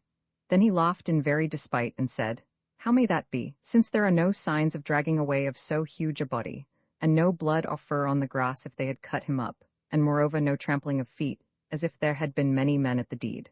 Then was he all abashed, and again laughed in scorn of himself, and said, forsooth, I deemed I had done manly, but now forsooth, I shot not, and not there was before the sod of my father's son. And what may I deem now, but that this is a land of mere lies, and that there is naught real and alive therein save me? Yea, belike even these trees and the green grass will presently depart from me, and leave me falling down through the clouds. Therewith he turned away, and gat him to the road that led to the golden house, wondering what next should befall him, and going slowly as he pondered his case. So came he to that first thicket where they had lost their quarry by water. So he entered the same, musing, and bathed him in the pool that was therein, after he had wandered about it a while, and found nothing new. So again he set him to the homeward road, when the day was now waning, and it was near sunset that he was come nigh unto the house, though it was hidden from him as then by a low bent that rose before him, and there he abode and looked about him. Now as he looked, over the said bent came the figure of a woman, who stayed on the brow thereof, and looked all about her, and then ran swiftly down to meet Walter, who saw at once that it was the maid. She made no stay then till she was but 3 paces from him, and then she stooped down and made the sign to him, and then spake to him breathlessly, and said, Hearken, but speak not till I have done. I bade thee tonight's meeting because I saw that there was one Anig whom I must needs beguile. But by thine oath, and thy love, and all that thou art, I adjure thee come not unto me this night as I bade thee, but be hidden in the hazel copse outside the house as it draws toward midnight, and abide me there. Dost thou hearken, and wilt thou? Say yes or no in haste, for I may not tarry a moment of time. Who knoweth what is behind me? Yes, said Walter hastily, but friend and love? No more, she said, hope the best. And turning from him she ran away swiftly, not by the way she had come, but sideways, as though to reach the house by fetching a compass. But Walter went slowly on his way, thinking within himself that now at that present moment there was naught for it but to refrain him from doing, and to let others do. Yet deemed he that it was little manly to be as the pawn upon the board, pushed about by the will of others. Then, as he went, he bethought him of the maiden's face and aspect, as she came running to him, and stood before him for that minute. And all eagerness he saw in her, and saw love of him, and distress of soul, all blent together. So came he to the brow of the bent whence he could see lying before him, scarce more than a bowshot away, the golden house now gilded again and reddened by the setting sun. And even therewith came a gay image toward him, flashing back the level rays from gold and steel and silver, and lo, there was come the king's son. They met presently, and the king's son turned to go beside him, and said merrily, I give thee good even, my lady's squire. I owe thee something of courtesy, whereas it is by thy means that I shall be made happy, both tonight and tomorrow, and many tomorrows, and sooth it is that but little courtesy have I done thee hitherto. His face was full of joy, and the eyes of him shone with gladness. He was a goodly man, but to Walter he seemed an ill one, and he hated him so much that he found it no easy matter to answer him. But he refrained himself, and said, I can thee thank, king's son, and good it is that someone is happy in this strange land. Art thou not happy then, squire of my lady? Said the other. Walter had no mind to show this man his heart, nay, nor even a corner thereof, for he deemed him an enemy. So he smiled sweetly and somewhat foolishly, as a man luckily in love, and said, Oh, yeah, why should I not be so? How might I be otherwise? Yeah, then, said the king's son, why didst thou say that thou wert glad someone is happy? Who is unhappy, deemest thou? And he looked on him keenly. Walter answered slowly, Said I so? I suppose then that I was thinking of thee, for when first I saw thee, and afterwards, thou didst seem heavy-hearted and ill-content. The face of the king's son cleared at this word, and he said, So it was, for look you, both ways it was. I was unfree, and I had sown the true desire of my heart whereas it waxed not. But now I am on the brink and verge of freedom, and presently shall my desire be blossomed. Nay now, squire, I deem thee a good fellow, though it may be somewhat of a fool, so I will no more speak riddles to thee. Thus it is, the maid hath promised me all mine asking, and is mine, and in 2 or 3 days, by her helping also, I shall see the world again. Quoth Walter, smiling askance on him. And the lady, what shall she say to this matter? The king's son reddened, but smiled falsely enough, and said, Sir squire, thou knowest enough not to need to ask this. Why should I tell thee that she accounteth more of thy little finger than of my whole body? Now I tell thee hereof freely, first, because this my fruition of love, and my freeing from thraldom, is in a way of thy doing. For thou art become my supplanter, and hast taken thy place with yonder lovely tyrant. Fear not for me, she will let me go. As for thyself, see thou to it. But again I tell thee hereof, because my heart is light and full of joy, and telling thee will pleasure me, and cannot do me any harm. For if thou say, How if I carry the tale to my lady? I answer, thou wilt not. For I know that thine heart hath been somewhat set on the jewel that my hand holdeth, and thou knowest well on whose head the lady's wrath would fall, and that would be neither thine nor mine. Thou sayest sooth, said Walter, neither is treason my want. So they walked on silently a while, and then Walter said, But how if the maiden had naysayed thee? What hadst thou done then? By the heavens, said the king's son fiercely, she should have paid for her naysay, then would I? But he broke off and said quietly, yet somewhat doggedly, Why talk of what might have been? She gave me her yes-ay pleasantly and sweetly. Now Walter knew that the man lied, so he held his peace thereon. But presently he said, When thou art free wilt thou go to thine own land again? Yea, said the king's son, she will lead me thither. And wilt thou make her thy lady and queen when thou comest to thy father's land? Said Walter. The king's son knit his brow, and said, When I am in mine own land I may do with her what I will, but I look for it that I shall do no otherwise with her than that she shall be well content. Then the talk between them dropped, and the king's son turned off toward the wood, singing and joyous, but Walter went soberly toward the house. Forsooth he was not greatly cast down, for besides that he knew that the king's son was false, he deemed that under this double tryst lay something which was a-doing in his own behalf. Yet was he eager and troubled, if not downhearted, and his soul was cast about betwixt hope and fear. Roman 2 Golden Walter takes ship to sail the seas. When Walter went down to the Catherine next morning, there was the skipper Geoffrey, who did him reverence, and made him all cheer, and showed him his room aboard ship, and the plenteous goods which his father had sent down to the quays already, such haste as he had made.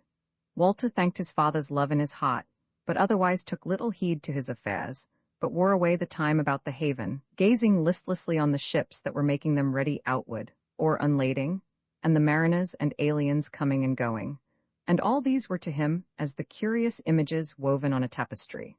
At last, when he had well nigh come back again to the Catherine, he saw there a tall ship, which he had scarce noted before, a ship all bound, which had her boats out, and men sitting to the oars thereof ready to tow her outwards when the hawser should be cast off, and by seeming her mariners were but abiding for someone or other to come aboard. So Walter stood idly watching the said ship, and as he looked, lo, folk passing him toward the gangway. These were 3. First came a dwarf, dark brown of hue and hideous, with long arms and ears exceeding great and dog teeth that stuck out like the fangs of a wild beast. He was clad in a rich coat of yellow silk, and bare in his hand a crooked bow, and was girt with a broad sax. After him came a maiden, young by seeming, of scarce 20 summers, fair of face as a flower, grey-eyed, brown-haired, with lips full and red, slim and gentle of body. Simple was her array, of a short and straight green gown, so that on her right ankle was clear to see an iron ring. Last of the three was a lady, tall and stately, so radiant of visage and glorious of raiment, that it were hard to say what like she was. For scarce might the eye gaze steady upon her exceeding beauty, yet must every son of Adam who found himself anig her lift up his eyes again after he had dropped them, and look again on her, and yet again, and yet again. Even so did Walter, and as the three passed by him, it seemed to him as if all the other folk thereabout had vanished and were not, nor had he any vision before his eyes of any looking on them, save himself alone. They went over the gangway into the ship, and he saw them go along the deck till they came to the house on the poop, and entered it, and were gone from his sight. There he stood staring, till little by little the thronging people of the quays came into his eyeshot again. Then he saw how the hawser was cast off, and the boats fell to tugging the big ship toward the harbour mouth with hail and how of men. Then the sail fell down from the yard, and was sheeted home, and filled with the fair wind as the ship's bows ran up on the first green wave outside the haven. Even therewith the shipmen cast abroad a banner, whereon was done in a green field a grim wolf ramping up against a maiden, and so went the ship upon her way. Walter stood a while, staring at her empty place where the waves ran into the haven mouth, and then turned aside and toward the Catherine. And at first he was minded to go ask Shipmaster Geoffrey of what he knew concerning the said ship and her alien wayfarers. But then it came into his mind that all this was but an imagination or dream of the day, and that he were best to leave it untold to any. So therewith he went his way from the water side, and through the streets unto his father's house. But when he was but a little way thence, and the door was before him seemed for a moment of time that he beheld those three coming out down the steps of stone and into the street, to wit the dwarf, the maiden, and the stately lady.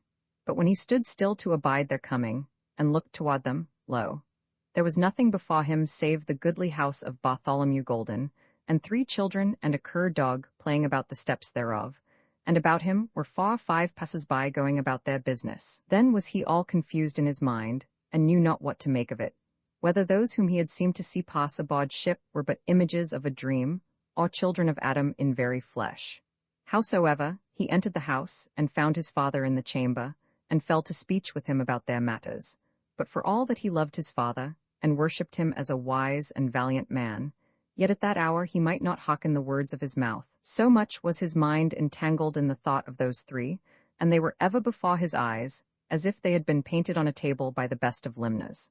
And of the 2 women he thought exceeding much, and cast no white upon himself for running after the desire of strange women. For he said to himself that he desired not either of the twain. Nay, he might not tell which of the twain, the maiden or the stately queen, were clearest to his eyes, but saw he desired to see both of them again, and to know what they were. So while the hours till the Wednesday morning, and it was time that he should bid farewell to his father and get aboard ship. But his father led him down to the quays and on to the Catherine, and there Walter embraced him, not without tears and forebodings, for his heart was full.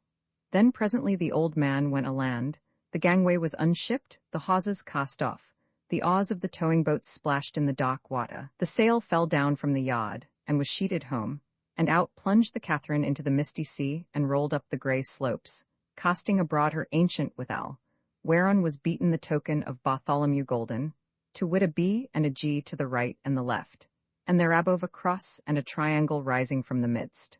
Walter stood on the stern and beheld, yet more with the mind of him than with his eyes, for it all seemed but the double of what the other ship had done, and the thought of it as if the twain were as beads strung on one string, and led away by it into the same place, and thence to go in the like order, and so on again and again, and never to draw nigher to each other. Roman 20 Walter is bidden to another tryst, so came he into the pillared hall, and there he found the lady walking to and fro by the high seat, and when he drew nigh she turned on him, and said in a voice rather eager than angry, "What hast thou done, squire? Why art thou come before me?" He was abashed, and bowed before her, and said, "O gracious lady, thou badest me service, and I have been about it." She said, "Tell me then, tell me, what hath betided?" "Lady," said he, "when I entered the thicket of thy swooning, I found there no carcase of the lion, nor any sign of the dragging away of him." She looked full in his face for a little, and then went to her chair, and sat down therein, and in a little while spake to him in a softer voice, and said, Did I not tell thee that some enemy had done that unto me? And lo, now thou seest that so it is. Then was she silent again, and knit her brows and set her teeth, and thereafter she spake harshly and fiercely. But I will overcome her, and make her days evil, but keep death away from her, that she may die many times over. And know all the sickness of the heart, when foes be nigh and friends afar, and there is none to deliver. Her eyes flashed, and her face was dark with anger, but she turned and caught Walter's eyes, and the sternness of his face, and she softened at once, and said, But thou, this hath little to do with thee, and now to thee I speak. Now cometh even a night.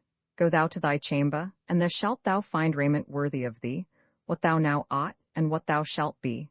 Do on the same, and make thyself most goodly, and then come thou hither and eat and drink with me, and afterwards depart whither thou wilt, till the night has wan to its midmost. And then come thou to my chamber, to wit, through the ivory door in the gallery above. And then in there shall I tell thee a thing, and it shall be for the weal both of thee and of me, but for the grief and woe of the enemy.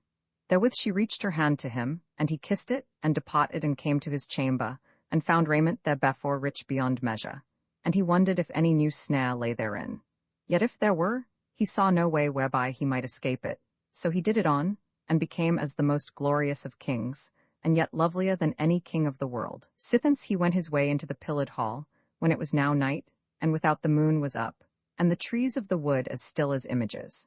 But within the hall shone bright with many candles, and the fountain glittered in the light of them, as it ran tinkling sweetly into the little stream, and the sylvan bridges gleamed, and the pillars shone all round about. And there on the dais was a table dight most royally, and the lady sitting thereat, clad in her most glorious array, and behind her the maid standing humbly, yet clad in precious web of shimmering gold, but with feet unshod, and the iron ring upon her ankle. So Walter came his ways to the high seat, and the lady rose and greeted him, and took him by the hands, and kissed him on either cheek, and sat him down beside her. So they fell to their meat, and the maid served them, but the lady took no more heed of her than if she were one of the pillars of the hall. But Walter she caressed oft with sweet words, and the touch of her hand, making him drink out of her cup and eat out of her dish. As to him, he was bashful by seeming, but verily fearful. He took the lady's caresses with what grace he might, and durst not so much as glance at her maid. Long indeed seemed that banquet to him, and longer yet endured the weariness of his abiding there, kind to his foe and unkind to his friend. For after the banquet they still sat a while, and the lady talked much to Walter about many things of the ways of the world, and he answered what he might, distraught as he was with the thought of those two trysts which he had to deal with. At last spake the lady and said, Now must I leave thee for a little, and thou wottest where and how we shall meet next, and meanwhile despot thee as thou wilt, so that thou weary not thyself, for I love to see thee joyous. Then she arose stately and grand, but she kissed Walter on the mouth ere she turned to go out of the hall. The maid followed her, but or ever she was quite gone, she stooped and made that sign, and looked over her shoulder at Walter, as if in entreaty to him, and there was fear and anguish in her face. But he nodded his head to her in yeasay of the tryst in the hazel copse, and in a trice she was gone. Walter went down the hall, and forth into the early night, but in the jaws of the potch he came up against the king's son, who, gazing at his attire glittering with all its gems in the moonlight, laughed out, and said, Now may it be seen how thou art risen in degree above me, whereas I am but a king's son, and that a king of a far country. Whereas thou art a king of kings, or shalt be this night, yea, and of this very country wherein we both are. Now Walter saw the mock which lay under his words, but he kept back his wrath, and answered, Fair sir, art thou as well contented with thy lot as when the sun went down? Haste thou no doubt, or fear? Will the maid verily keep tryst with thee, or hath she given thee yeasay but to escape thee this time? Or again, may she not turn to the lady and appeal to her against thee? Now when he had spoken these words he repented thereof, and feared for himself and the maid, lest he had stirred some misgiving in that young man's foolish heart. But the king's son did but laugh, and answered not but to Walter's last words, and said, Yea, this word of thine showeth how little thou wottest of that which lieth betwixt my darling and thine. Doth the lamb appeal from the shepherd to the wolf? Even so shall the maid appeal from me to thy lady. What, ask thy lady at thy leisure what her wont hath been with her thrall? She shall think it a fair tale to tell thee thereof. But thereof is my maid all whole now by reason of her wisdom in leechcraft, or somewhat more. And now I tell thee again, that the befossed maid must needs do my will. For if I be the deep sea, and I deem not so ill of myself, that other one is the devil, as belike thou shalt find out for thyself later on. Yea, all is well with me, and more than well. And therewith he swung merrily into the litten hall.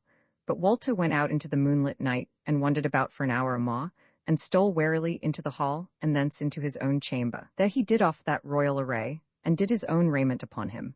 He girt him with sword and knife, took his bow and quiver, and stole down and out again, even as he had come in. Then he fetched a compass, and came down into the hazel coppice from the north, and lay hidden there while the night wore, till he deemed it would lack but little of midnight. Roman 21 Walter and the maid flee from the golden house, there he abode amidst the hazels, hearkening every littlest sound. And the sounds were naught but the night voices of the wood, till suddenly there burst forth from the house a great wailing cry. Walter's heart came up into his mouth, but he had no time to do aught, for following hard on the cry came the sound of light feet close to him. The boughs were thrust aside, and there was come the maid, and she but in her white coat, and barefoot. And then first he felt the sweetness of her flesh on his, for she caught him by the hand and said breathlessly, Now, there may yet be time, or even too much it may be. For the saving of breath ask me no questions, but come. He dallied not, but went as she led, and they were lightfoot, both of them. They went the same way, due south to wit, whereby he had gone hunting with the lady, and whiles they ran and whiles they walked. But so fast they went, that by grey of the dawn they were come as far as that coppice or thicket of the lion. And still they hastened onward, and but little had the maid spoken, save here and there a word to hearten up Walter, and here and there a shy word of endearment. At last the dawn grew into early day, and as they came over the brow of a bent, they looked down over a plain land, whereas the trees grew scatamele, and beyond the plain rose up the land into long green hills, and over those again were blue mountains great and far away. Then spake the maid, Over yonder lie the outlying mountains of the Bears, and through them we needs must pass to our great peril. Nay, friend, she said, as he handled his sword hilt, it must be patience and wisdom to bring us through, and not the fallow blade of one man, though he be a good one. But look, below there runs a stream through the first of the plain, and I see naught for it, but we must now rest our bodies. Moreover, I have a tale to tell thee which is burning my heart, for maybe there will be a pardon to ask of thee moreover, wherefore I fear thee. Quoth Walter, How may that be? She answered him not, but took his hand and led him down the bent. But he said, Thou sayest rest, but are we now out of all peril of the chase? She said, I cannot tell till I know what hath befallen her. If she be not to hand to set on her trackers, they will scarce happen on us now, if it be not for that one. And she shuddered, and he felt her hand change as he held it. Then she said, But peril or no peril, needs must we rest. For I tell thee again, what I have to say to thee burneth my bosom for fear of thee, so that I can go no further until I have told thee. Then he said, I wot not of this queen and her mightiness and her servants, I will ask thereof later. But besides the others, is there not the king's son, he who loves thee so unworthily? She paled somewhat and said, As for him, there had been naught for thee to fear in him, save his treason, but now shall he neither love nor hate any more. He died last midnight. Yea, and how? Said Walter. Nay, she said, let me tell my tale altogether once for all, lest thou blame me overmuch. But first we will wash us and comfort us as best we may, and then amidst our resting shall the word be said. By then were they come down to the stream side, which ran fair in pools and stickles amidst rocks and sandy banks. She said, There behind the great grey rock is my bath, friend, and here is thine, and lo, the uprising of the sun. So she went her ways to the said rock, and he bathed him, and washed the night off him, and by then he was clad again. She came back fresh and sweet from the water, and with her lap full of cherries from a wilding which overhung her bath. So they sat down together on the green grass above the sand, and ate the breakfast of the wilderness. And Walter was full of content as he watched her, and beheld her sweetness and her loveliness. Yet were they, either of them, somewhat shy and shamefaced each with the other. So that he did but kiss her hands once and again, and though she shrank not from him, yet had she no boldness to cast herself into his arms. Roman 22 of the dwarf and the pardon. Now she began to say, My friend, now shall I tell thee what I have done for thee and me? And if thou have a mind to blame me and punish me, yet remember first, that what I have done has been for thee and our hope of happy life. Well, I shall tell thee. But therewithal her speech failed her. And springing up, she faced the bent and pointed with her finger, and she all deadly pale, and shaking so that she might scarce stand, and might speak no word, though a feeble gibbering came from her mouth. Walter leapt up and put his arm about her, and looked whitherward she pointed, and at first saw not. and then naught but a brown and yellow rock rolling down the bent. And then at last he saw that it was the evil thing which had met him when first he came into that land.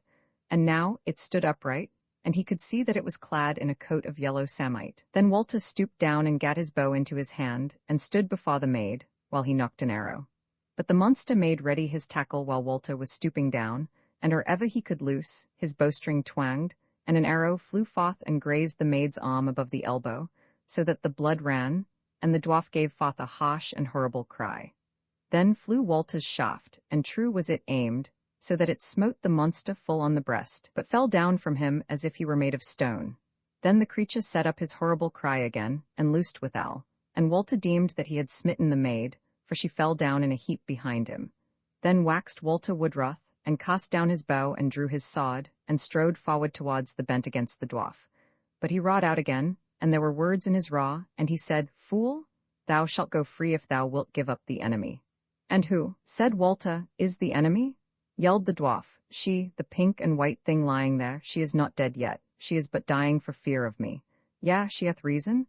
I could have set the shaft in her heart as easily as scratching her arm, but I need her body alive that I may wreak me on her. What wilt thou do with her? Said Walter, for now he had heard that the maid was not slain. He had waxed wary again, and stood watching his chance. The dwarf yelled so at his last word, that no word came from the noise a while, and then he said, What will I with her? Let me at her and stand by and look on, and then shalt thou have a strange tale to carry off with thee, for I will let thee go this while. Said Walter, But what need to wreak thee? What hath she done to thee? What need, roared the dwarf. Have I not told thee that she is the enemy? And thou askest of what she hath done. Of what? Fool, she is the murderer. She hath slain the lady that was our lady, and that made us, she whom all we worshipped and adored.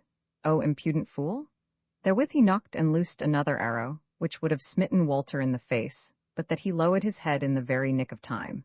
Then with a great shout he rushed up the bent, and was on the dwarf before he could get his sword out, and leaping aloft dealt the creature a stroke amidmost of the crown, and so mightily besmote that he drave the heavy sword right through to the teeth, so that he fell dead straightway. Walter stood over him a minute, and when he saw that he moved not, he went slowly down to the stream, whereby the maid yet lay cowering down and quivering all over, and covering her face with her hands. Then he took her by the wrist and said, Up, maiden, up, and tell me this tale of the slaying. But she shrunk away from him, and looked at him with wild eyes, and said, What hast thou done with him? Is he gone? He is dead, said Walter. I have slain him. There lies he with cloven skull on the bent side, unless, forsooth, he vanish away like the lion I slew, or else, perchance, he will come to life again. And art thou a lie like to the rest of them? Let me hear of this slaying. She rose up and stood before him trembling, and said, O, thou art angry with me, and thine anger I cannot bear. Ah, what have I done? Thou hast slain one, and I maybe the other, and never had we escaped till both these twain were dead. Ah, thou dost not know, O me, what shall I do to appease thy wrath? He looked on her, and his heart rose to his mouth at the thought of sundering from her. Still he looked on her, and her piteous friendly face melted all his heart. He threw down his sword and took her by the shoulders and kissed her face over and over, and strained her to him, so that he felt the sweetness of her bosom. Then he lifted her up like a child, and set her down on the green grass, and went down to the water, and filled his hat therefrom, and came back to her. Then he gave her to drink, and bathed her face and her hands, so that the colour came back to the cheeks and lips of her. And she smiled on him and kissed his hands, and said, Oh, now thou art kind to me. Yea, said he, and true it is that if thou hast slain, I have done no less, and if thou hast lied, even so have I, and if thou hast played the wanton, as I deem not that thou hast, I full surely have so done. So now thou shalt pardon me, and when thy spirit has come back to thee, thou shalt tell me thy tale in all friendship, and in all loving kindness will I hearken the same. Therewith he knelt before her and kissed her feet.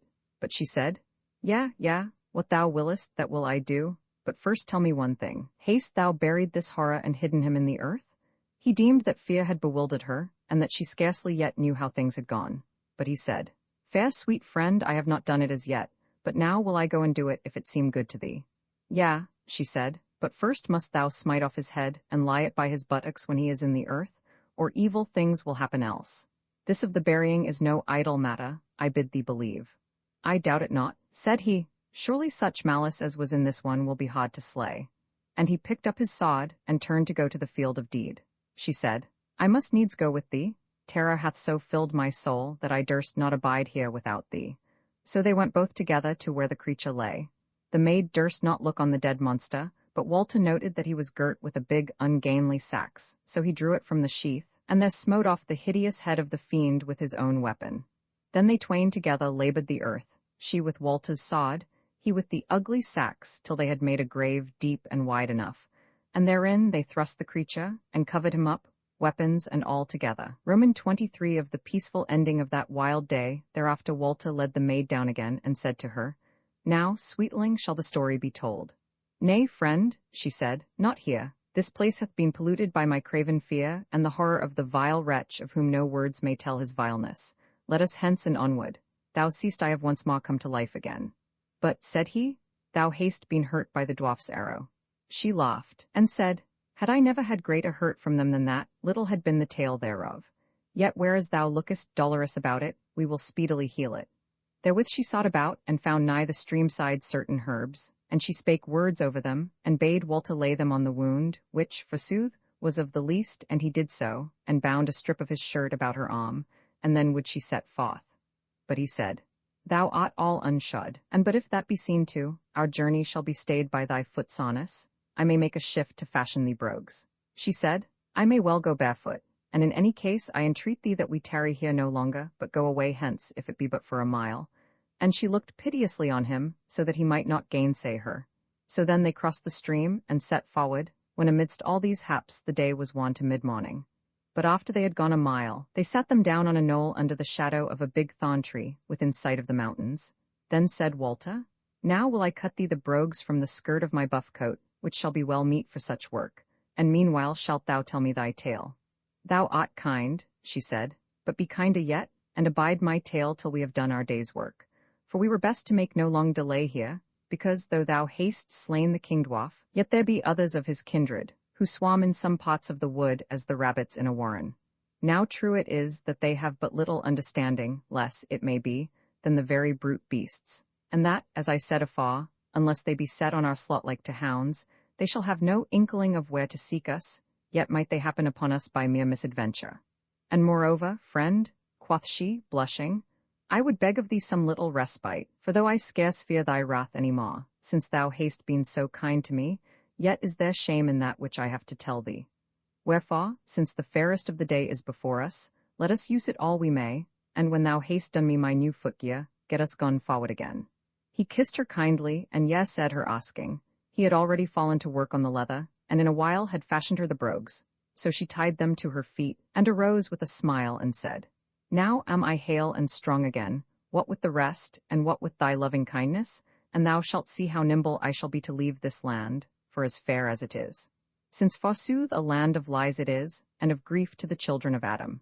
So they went their ways thence, and fared nimbly indeed, and made no stay till some 3 hours after noon, when they rested by a thicket side, where the strawberries grew plenty. They ate thereof what they would, and from a great oak hard by Walter shot him first one culver, and then another, and hung them to his girdle to be for their evening's meal. Sithence they went forward again, and naught befell them to tell of, till they were come, weenas it lacked scarce an hour of sunset, to the banks of another river, not right great, but bigger than the last one. There the maid cast herself down and said, Friend, no further will thy friend go this even, nay, to say sooth, she cannot. So now we will eat of thy venison, and then shall my tale be, since I may no longer delay it, and thereafter shall our slumber be sweet and safe as I deem. She spake merrily now, and as one who feared nothing, and Walter was much hottened by her words and her voice, and he fell to and made a fire, and a woodland oven in the earth, and sithence dighted his fowl, and baked them after the manner of woodmen. And they ate, both of them, in all love, and in good liking of life, and were much strengthened by their supper. And when they were done, Walter eked his fire, both against the chill of the midnight and dawning, and for a god against wild beasts, and by that time night was come, and the moon arisen.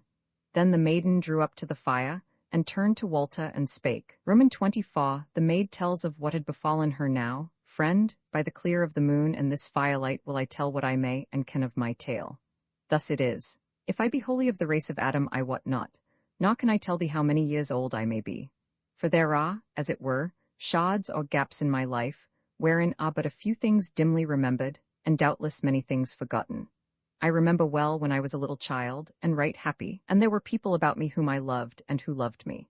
It was not in this land, but all things were lovely there. The year's beginning, the happy mid-year, the year's waning, the year's ending, and then again its beginning. That passed away, and then for a while is more than dimness, for naught I remember save that I was. Thereafter I remember again, and am a young maiden, and I know some things and long to know more. I am nowise happy. I am amongst people who bid me go, and I go, and do this, and I do it. None loveth me, none tormenteth me, but I wear my heart in longing for I scarce know what.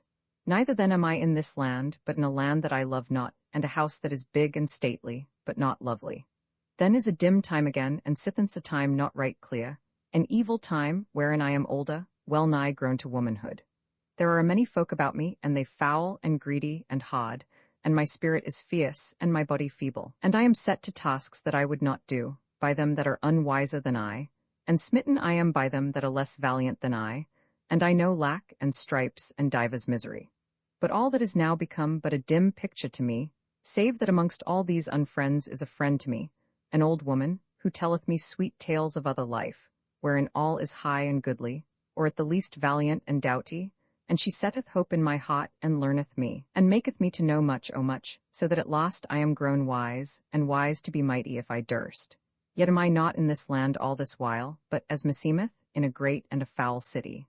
And then, as it were, I fall asleep, and in my sleep is not, save here and there a wild dream, some deal lovely, some deal hideous.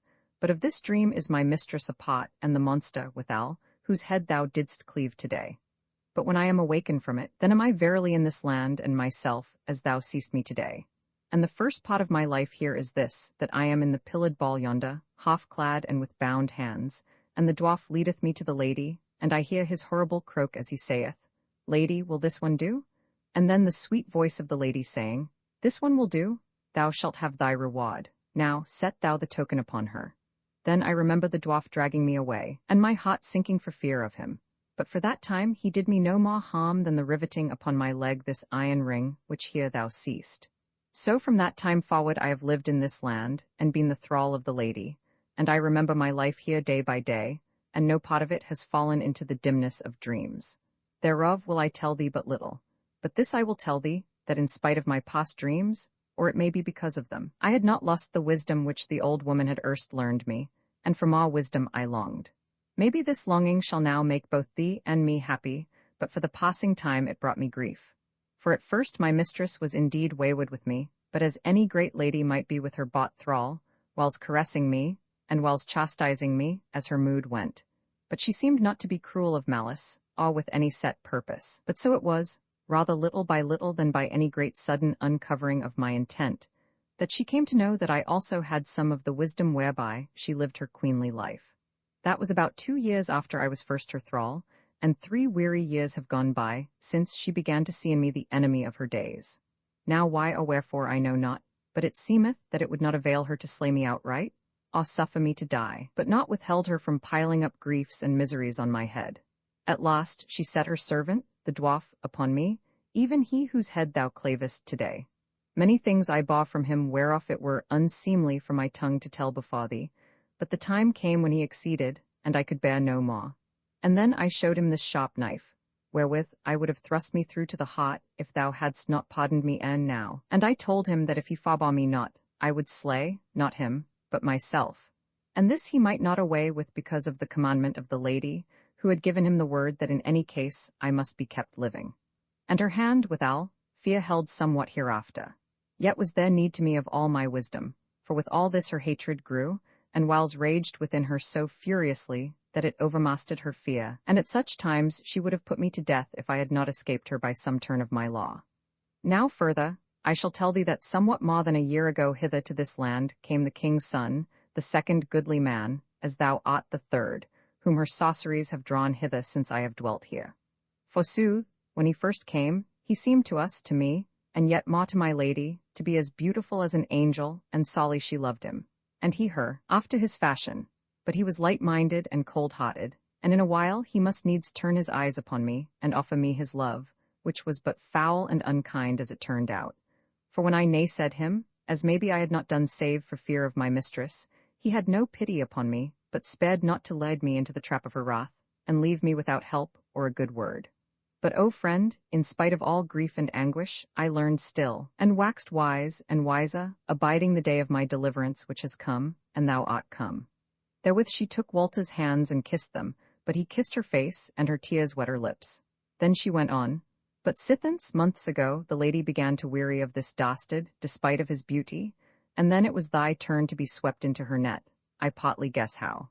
For on a day in broad daylight, as I was serving my mistress in the hall, and the evil thing, whose head is now cloven, was lying across the threshold of the door, as it were a dream fell upon me, though I strove to cast it off for fear of chastisement. For the pillared hall wavered and vanished from my sight, and my feet were treading a rough stone pavement instead of the marble wonder of the hall, and there was the scent of the salt sea and of the tackle of ships, and behind me were tall houses, and before me the ships indeed, with their ropes beating and their sails flapping and their masts wavering, and in mine ears was the hail and how of mariners, things that I had seen and heard in the dimness of my life gone by. And there was I, and the dwarf before me, and the lady after me, going over the gangway aboard of a tall ship, and she gathered way and was gotten out of the haven, and straightway I saw the mariners cast abroad their ancient. Quoth Walter, What then? Saw'st thou the blazon thereon, of a wolf-like beast ramping up against a maiden? And that might well have been thou. She said, Yea, so it was, but refrain thee that I may tell on my tale. The ship and the sea vanished away, but I was not back in the hall of the golden house. And again were we three in the street of the self-same town which we had but just left. But somewhat dim was my vision thereof, and I saw little save the door of a goodly house before me, and speedily it died out, and we were again in the pillared hall, wherein my thraldom was made manifest. Maiden, said Walter, one question I would ask thee, to wit, didst thou see me on the quay by the ships? Nay, she said, there were many folk about, but they were all as images of the aliens to me. Now hearken further. 3 months thereafter came the dream upon me again, when we were all three together in the pillared hall, and again was the vision somewhat dim. Once more we were in the street of a busy town, but all unlike to that other one, and there were men standing together on our right hands by the door of a house. Yea, quoth Walter, and forsooth one of them was who but I. Refrain thee, beloved, she said, for my tale draweth to its ending, and I would have thee hearken heedfully, for maybe thou shalt once again deem my deed past pardon. Some 20 days after this last dream, I had some leisure from my mistress's service, so I went to disport me by the well of the oak tree, or forsooth, she might have set in my mind the thought of going there, that I might meet thee and give her some occasion against me. And I sat thereby, nowise loving the earth, but sick at heart, because of late the king's son had been more than ever instant with me to yield him my body, threatening me else with casting me into all that the worst could do to me of torments and shames day by day. I say my heart failed me, and I was well nigh brought to the point of saying his desires, that I might take the chance of something befalling me that were less bad than the worst. But here must I tell thee a thing, and pray thee to take it to heart. This, more than aught else, had given me strength to naysay that dastard, that my wisdom both hath been, and now is, the wisdom of a wise maid, and not of a woman, and all the might thereof shall I lose with my maidenhead. Evil wilt thou think of me then, for all I was tried so saw, that I was at point to cast it all away, so wretchedly as I shrank from the horror of the lady's wrath. But there as I sat pondering these things, I saw a man coming, and thought no otherwise thereof, but that it was the king's son, till I saw the stranger drawing near, and his golden hair, and his grey eyes, and then I heard his voice, and his kindness pierced my heart, and I knew that my friend had come to see me. And oh, friend, these tears are for the sweetness of that past hour, said Walter. I came to see my friend I also. Now have I noted what thou badest me, and I will forbear all as thou commandest me, till we be safe out of the desert and far away from all evil things. But wilt thou ban me from all caresses? She laughed amidst of her tears, and said, Oh, nay, poor lad, if thou wilt be but wise. Then she leaned toward him, and took his face betwixt her hands and kissed him oft, and the tears started in his eyes for love and pity of her. Then she said, Alas, friend, even yet mayst thou do me guilty, and all thy love may turn away from me, when I have told thee all that I have done for the sake of thee and me. Oh, if then there might be some chastisement for the guilty woman, and not me a sundering. Fear nothing, sweetling, said he, for indeed I deem that already I know partly what thou hast done. She sighed, and said, I will tell thee next that I banned thy kissing and caressing of me till today, because I knew that my mistress would surely know if a man, if thou, hadst so much as touched a finger of mine in love, It was to try me herein that on the morning of the hunting she kissed and embraced me, till I almost died thereof, and showed thee my shoulder and my limbs. And to try thee withal, if thine eye should glister or thy cheek flush thereat, for indeed she was raging in jealousy of thee. Next, my friend, even whiles we were talking together at the well of the rock, I was pondering on what we should do to escape from this land of lies. Maybe thou wilt say, why didst thou not take my hand and flee with me as we fled today? Friend, it is most true that were she not dead we had not escaped thus far. For her trackers would have followed us, set on by her, and brought us back to an evil fate. Therefore I tell thee that from the first I did plot the death of those two, the dwarf and the mistress. For no otherwise mightest thou live, or I escape from death in life. But as to the dastard who threatened me with a thrall's pains, I heeded him not to live or die, for well I knew that thy valiant sword, yea, or thy bare hands, would speedily tame him. Now first I knew that I must make a show of yielding to the king's son, and somewhat how I did therein, thou knowest. But no night and no time did I give him to bed me, till after I had met thee as thou wentest to the golden house, before the adventure of fetching the lion's skin. And up to that time I had scarce known what to do, save ever to bid thee, with sore grief and pain, to yield thee to the wicked woman's desire.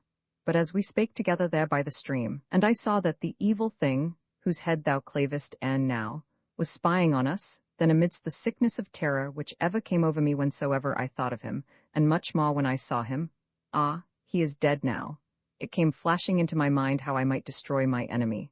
Therefore I made the dwarf my messenger to her, by bidding thee to my bed in such wise that he might hear it.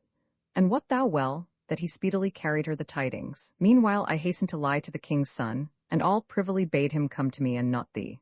And thereafter, by dint of waiting and watching, and taking the only chance that there was, I met thee as thou camest back from fetching the skin of the lion that never was, and gave thee that warning, or else had we been undone indeed. Said Walter, was the lion of her making or of thine then? She said, of hers? Why should I deal with such a matter? Yea, said Walter, but she verily swooned, and she was verily wroth with the enemy. The maid smiled and said, if her lie was not like very sooth, then had she not been the craftsmaster that I knew her. One may lie otherwise than with the tongue alone. Yet indeed her wrath against the enemy was not feigned, for the enemy was even I, and in these latter days never did her wrath leave me. But to go on with my tale. Now doubt thou not that when thou camest into the hall yester eve, the mistress knew of thy counterfeit tryst with me, and meant naught but death for thee. Yet first would she have thee in her arms again, therefore did she make much of thee at table, and that was partly for my torment also. And therefore did she make that tryst with thee, and deemed doubtless that thou wouldst not dare to forego it, even if thou shouldst go to me thereafter. Now I had trained that dastard to me as I have told thee, but I gave him a sleepy draught, so that when I came to the bed, he might not move toward me nor open his eyes. But I lay down beside him, so that the lady might know that my body had been there, for well had she wotted if it had not. Then as there I lay, I cast over him thy shape, so that none might have known but that thou wert lying by my side, and there, trembling, I abode what should befall.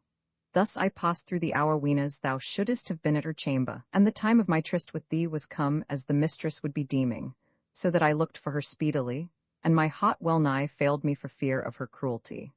Presently then, I heard a stirring in her chamber, and I slipped from out the bed, and hid me behind the hangings, and was like to die for fear of her. And lo, presently she came stealing in softly, holding a lamp in one hand and a knife in the other. And I tell thee of a sooth that I also had a sharp knife in my hand to defend my life if need were. She held the lamp up above her head before she drew near to the bedside, and I heard her mutter, she is not there then, but she shall be taken. Then she went up to the bed and stooped over it, and laid her hand on the place where I had lain. And therewith her eyes turned to that false image of thee lying there, and she fell a-trembling and shaking, and the lamp fell to the ground and was quenched. But there was bright moonlight in the room, and still I could see what betid. But she uttered a noise like the low roar of a wild beast, and I saw her arm and hand rise up, and the flashing of the steel beneath the hand, and then down came the hand and the steel, and I went nigh to swooning lest perchance I had wrought over well, and thine image were thy very self. The dastard died without a groan. Why should I lament him? I cannot. But the lady drew him toward her, and snatched the clothes from off his shoulders and breast, and fell a-gibbering sounds mostly without meaning, but broken here and there with words. Then I heard her say, I shall forget, and the new days shall come. Then was there silence of her a little, and thereafter she cried out in a terrible voice, "Oh no, no, no, I cannot forget, I cannot forget," and she raised a great wailing cry that filled all the night with horror. Didst thou not hear it? And caught up the knife from the bed and thrust it into her breast, and fell down a dead heap over the bed, and on to the man whom she had slain. And then I thought of thee, and joy smote across my terror. How shall I gainsay it? And I fled away to thee, and I took thine hands in mine, thy dear hands, and we fled away together. Shall we be still together? He spoke slowly, and touched her not, and she, forbearing all sobbing and weeping, sat looking wistfully on him. He said, I think thou hast told me all, and whether thy guile slew her, or her own evil heart, she was slain last night who lay in mine arms the night before. It was ill and ill done of me, for I loved not her but thee, and I wished for her death that I might be with thee. Thou wottest this, and still thou lovest me, it may be overweeningly. What have I to say then? If there be any guilt of guile, I also was in the guile, and if there be any guilt of murder, I also was in the murder. Thus we say to each other, and to God and his hallows we say, we two have conspired to slay the woman who tormented one of us, and would have slain the other, and if we have done amiss therein, then shall we two together pay the penalty, for in this have we done as one body and one soul. Therewith he put his arms about her and kissed her, but soberly and friendly, as if he would comfort her, and thereafter he said to her, Maybe tomorrow, in the sunlight, I will ask thee of this woman, what she verily was, but now let her be. And thou art overwearied, and I bid thee sleep. So he went about and gathered of bracken a great heap for her bed, and did his coat thereover, and led her thereto, and she lay down meekly, and smiled and crossed her arms over her bosom, and presently fell asleep. But as for him, he watched by the fireside till dawn began to glimmer, and then he also laid him down and slept. Roman 25 of the triumphant summer array of the maid. When the day was bright, Walter arose, and met the maid coming from the river bank, fresh and rosy from the water. She paled a little when they met face to face, and she shrank from him shyly. But he took her hand and kissed her frankly, and the two were glad, and had no need to tell each other of their joy, though much else they deemed they had to say, could they have found words thereto. So they came to their fire and sat down, and fell to breakfast, and ere they were done, the maid said, My master, thou seest we be come nigh unto the hill country, and today about sunset belike, we shall come into the land of the bare folk, and both it is, that there is peril if we fall into their hands, and that we may scarce escape them. Yet I deem that we may deal with the peril by wisdom. What is the peril? Said Walter. I mean, what is the worst of it? Said the maid. To be offered up in sacrifice to their God. But if we escape death at their hands, what then? Said Walter. One of two things, said she, the first that they shall take us into their tribe. And will they sunder us in that case? Said Walter. Nay, said she. Walter laughed and said, Therein is little harm then. But what is the other chance? Said she, that we leave them with their good will, and come back to one of the lands of Christendom. Said Walter, I am not all so sure that this is the better of the two choices, though, forsooth, thou seemest to think so.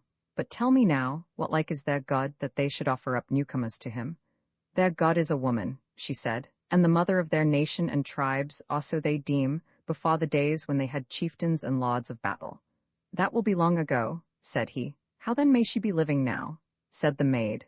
Doubtless that woman of your Agon is dead this many and many a year, but they take to them still a new woman, one after other, as they may happen on them, to be in the stead of the ancient mother. And to tell thee the very truth right out, she that lieth dead in the pillared hall was even the last of these. And now, if they knew it, they lack a God. This shall we tell them. Yeah, said Walter. A goodly welcome shall we have of them then, if we come amongst them with our hands red with the blood of their God. She smiled on him and said, If I come amongst them with the tidings that I have slain her, and they trow therein, without doubt they shall make me lady and goddess in her stead. This is a strange word, said Walter, but if so they do, how shall that further us in reaching the kindreds of the world and the folk of Holy Church? She laughed outright, so joyous was she grown, now that she knew that his life was yet to be a part of hers. Sweetheart, she said, now I see that thou desirest wholly what I desire, yet in any case abiding with them would be living and not dying, even as thou hadst it e'en now. But forsooth, they will not hinder our departure if they deem me their God. They do not look for it, nor desire it, that their God should dwell with them daily. Have no fear. Then she laughed again and said, What, thou lookest on me and deemest me to be but a sorry image of a goddess, and me with my scanty coat and bare arms and naked feet. But wait, I know well how to array me when the time cometh. Thou shalt see it? And now, my master, were it not meet that we took to the road? So they arose, and found a ford of the river that took the maid but to the knee, and so set forth up the greensward of the slopes, whereas there were but few trees. So went they faring toward the hill country. At the last they were come to the feet of the very hills, and in the hollows betwixt the buttresses of them grew nut and berry trees, and the greensward round about them was both thick and much flowery. There they stayed them and dined, whereas Walter had shut a hare by the way, and they had found a bubbling spring under a grey stone in a bight of the coppice, wherein now the birds were singing their best. When they had eaten and had rested somewhat, the maid arose and said, "Now shall the queen array herself, and seem like a very goddess."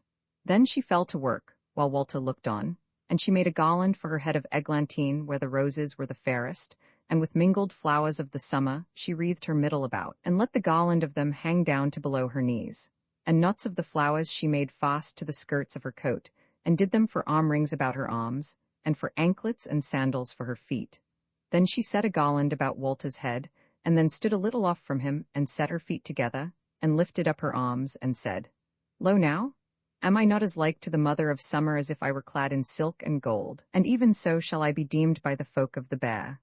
Come now, thou shalt see how all shall be well." She laughed joyously, but he might scarce laugh for pity of his love. Then they set forth again and began to climb the hills, and the hours wore as they went in sweet converse, till at last Walter looked on the maid and smiled on her, and said, "One thing I would say to thee, lovely friend, to wit, wert thou clad in silk and gold, thy stately raiment might well suffer a few stains, or here and there a rent maybe, but stately would it be still when the folk of the Bear should come up against thee. But as to this flowery array of thine, in a few hours it shall be all faded and naught. Nay, even now, as I look on thee, the meadowsweet that hangeth from thy girdle stead has waxen dull, and welted, and the blossoming eyebright that is for a hem to the little white coat of thee is already forgetting how to be bright and blue. What sayest thou then?" She laughed at his word, and stood still, and looked back over her shoulder, while with her fingers she dealt with the flowers about her side like to a bird preening his feathers. Then she said, "Is it verily so as thou sayest? Look again." So he looked and wondered, for lo, beneath his eyes the spires of the meadowsweet grew crisp and clear again. The eye-bright blossoms shone once more over the whiteness of her legs. The eglantine roses opened, and all was as fresh and bright as if it were still growing on its own roots. He wondered, and was even some deal aghast, but she said, "Dear friend, be not troubled. Did I not tell thee that I am wise in hidden law? But in my wisdom shall be no longer any scathe to any man. And again, this my wisdom, as I told thee erst, shall end on the day whereon I am made all happy, and it is thou that shall wield it all, my master. Yet must my wisdom needs endure for a little season yet. Let us on then, boldly and happily." Roman 26. They come to the folk of the Bears on they went, and before long they were come up onto the down country, where was scarce a tree, save gnarled and knotty thorn bushes here and there, but not else higher than the wind. And here on these upper lands they saw that the pastures were much burned with the drought, albeit summer was not one old.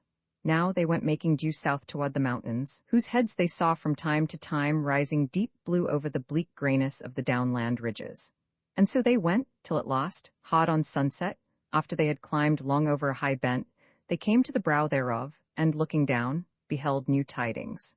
There was a wide valley below them, greener than the downs which they had come over, and greener yet amidmost, from the watering of a stream which, all beset with willows, wound about the bottom. Sheep and neat were pasturing about the dale, and moreover a long line of smoke was going up straight into the windless heavens from the midst of a ring of little round houses built of turfs and thatched with reed.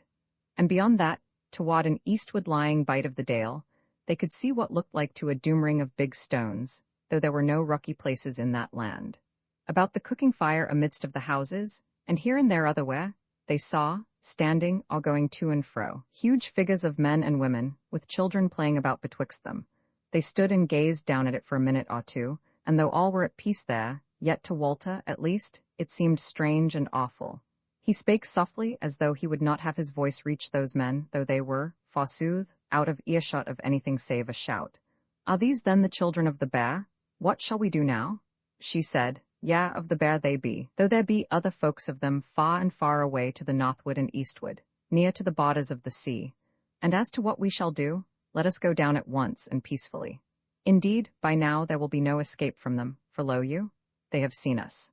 Forsooth, some 3 or 4 of the big men had turned them toward the bent whereon stood the twain, and were hailing them in huge, rough voices, wherein, howsoever, seemed to be no anger or threat. So the maid took Walter by the hand, and thus they went down quietly, and the bear folk, seeing them, stood all together, facing them, to abide their coming. Walter saw of them, that though they were very tall and bigly made, they were not so far above the stature of men as to be marvels. The carles were long-haired and shaggy of beard, and their hair all red or tawny. Their skins, where their naked flesh showed, were burned brown with sun and weather, but to a fair and pleasant brown, not like to blackamoors. The queans were comely and well-eyed, nor was there anything of fierce or evil-looking about either the carles or the queans, but somewhat grave and solemn of aspect were they. Clad were they all, saving the young men-children, but somewhat scantily, and in naught save sheepskins or deerskins. For weapons they saw amongst them clubs, and spears headed with bone or flint, and ugly axes of big flints set in wooden handles.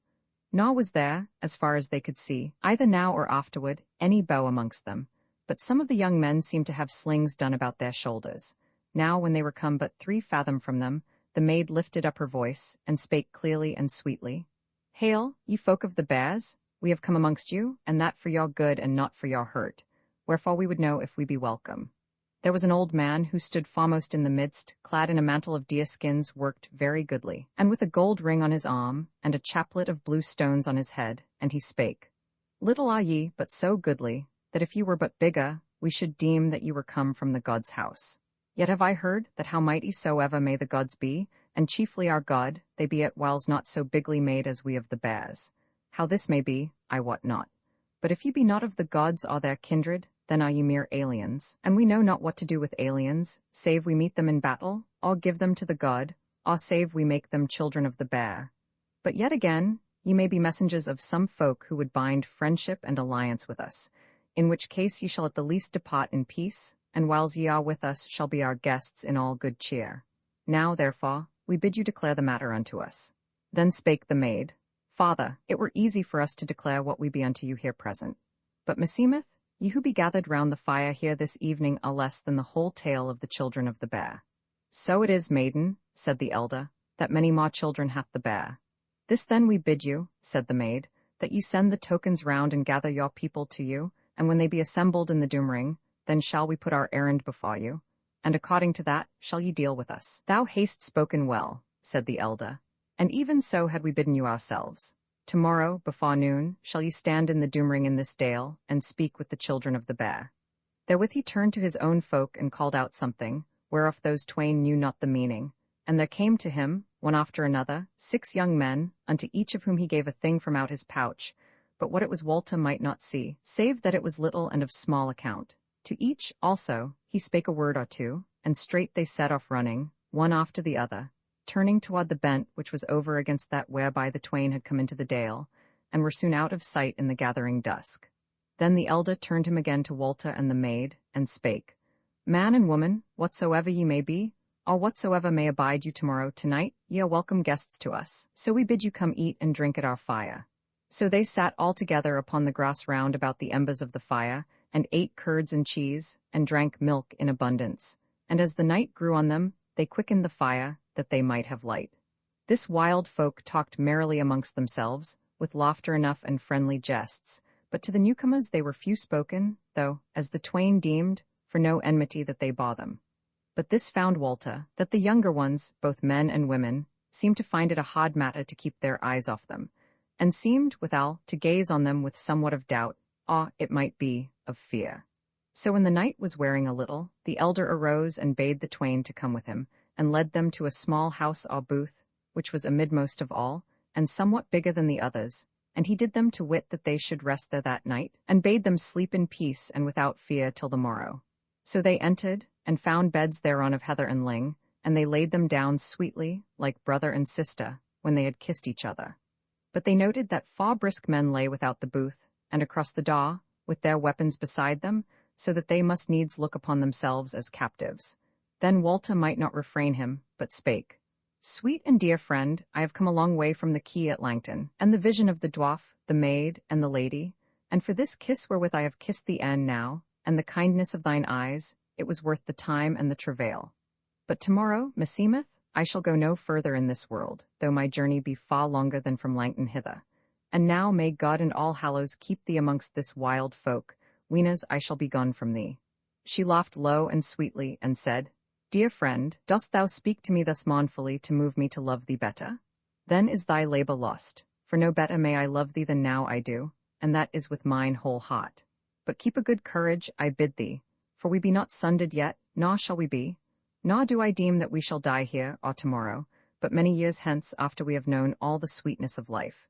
Meanwhile, I bid thee good night, fair friend. Roman 27 Morning amongst the bears, so Walter laid him down and fell asleep, and knew no more till he awoke in bright daylight with the maid standing over him. She was fresh from the water, for she had been to the river to bathe her, and the sun through the open door fell streaming on her feet close to Walter's pillow. He turned about and cast his arm about them, and caressed them, while she stood smiling upon him. Then he arose and looked on her, and said, How thou art fair and bright this morning, and yet, were it not well that thou do off thee all this faded and drooping bravery of leaves and blossoms, that maketh thee look like to a jongler's damsel on a morrow of May Day? And he gazed ruefully on her. She laughed on him merrily, and said, Yea, and belike these others think no better of my attire, or not much better. For yonder they are gathering small wood for the burnt offering, which, forsooth, shall be thou and I, unless I better it all by means of the wisdom I learned of the old woman, and perfected betwixt the stripes of my mistress, whom a little while ago thou lovedst somewhat. And as she spake her eyes sparkled, her cheek flushed, and her limbs and her feet seemed as if they could scarce refrain from dancing for joy. Then Walter knit his brow, and for a moment a thought half-framed was in his mind, Is it so that she will bewray me and live without me? And he cast his eyes on to the ground. But she said, Look up and into mine eyes, friend, and see if there be in them any falseness toward thee, for I know thy thought, I know thy thought. Dost thou not see that my joy and gladness is for the love of thee, and the thought of the rest from trouble that is at hand? He looked up, and his eyes met the eyes of her love, and he would have cast his arms about her, but she drew aback and said, Nay, thou must refrain thee a while, dear friend, lest these folk cast eyes on us, and deem us over love alike for what I am to bid them deem me. Abide a while, and then shall all be in me according to thy will. But now I must tell thee that it is not very far from noon, and that the bears are streaming into the dale, and already there is an host of men at the doomring, and as I said, the bale for the burnt offering is well nigh dight, whether it be for us, or for some other creature. And now I have to bid thee this, and it will be a thing easy for thee to do, to wit, that thou look as if thou wert of the race of the gods, and not to blench, or show sign of blenching, whatever betide. To yea-say both my yea-say and my nay-say.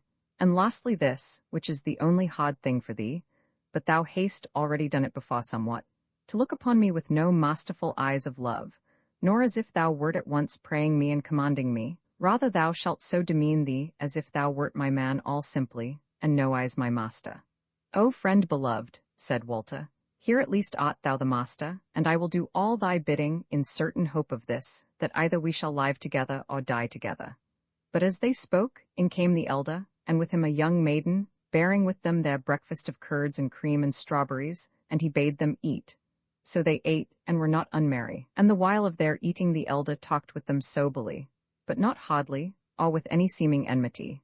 And ever his talk gat on to the drought, which was now burning up the down pastures, and how the grass in the watted dales, which was no wide spread of land, would not hold out much longer, unless the gods sent them rain. And Walter noted that those two, the elder and the maid, eyed each other curiously amidst of this talk, the elder intent on what she might say, and if she gave heed to his words, while on her side the maid answered his speech graciously and pleasantly, but said little that was of any import. Nor would she have him fix her eyes, which wandered lightly from this thing to that. Nor would her lips grow stern and stable, but ever smiled in answer to the light of her eyes, as she sat there with her face as the very face of the gladness of the summer day. Roman 28 Of the new god of the bears at last the old man said, My children, ye shall now come with me unto the doomring of our folk, the bears of the southern dales, and deliver to them your errand. And I beseech you to have pity upon your own bodies, as I have pity on them. On thine especially, maiden, so fair and bright a creature as thou art.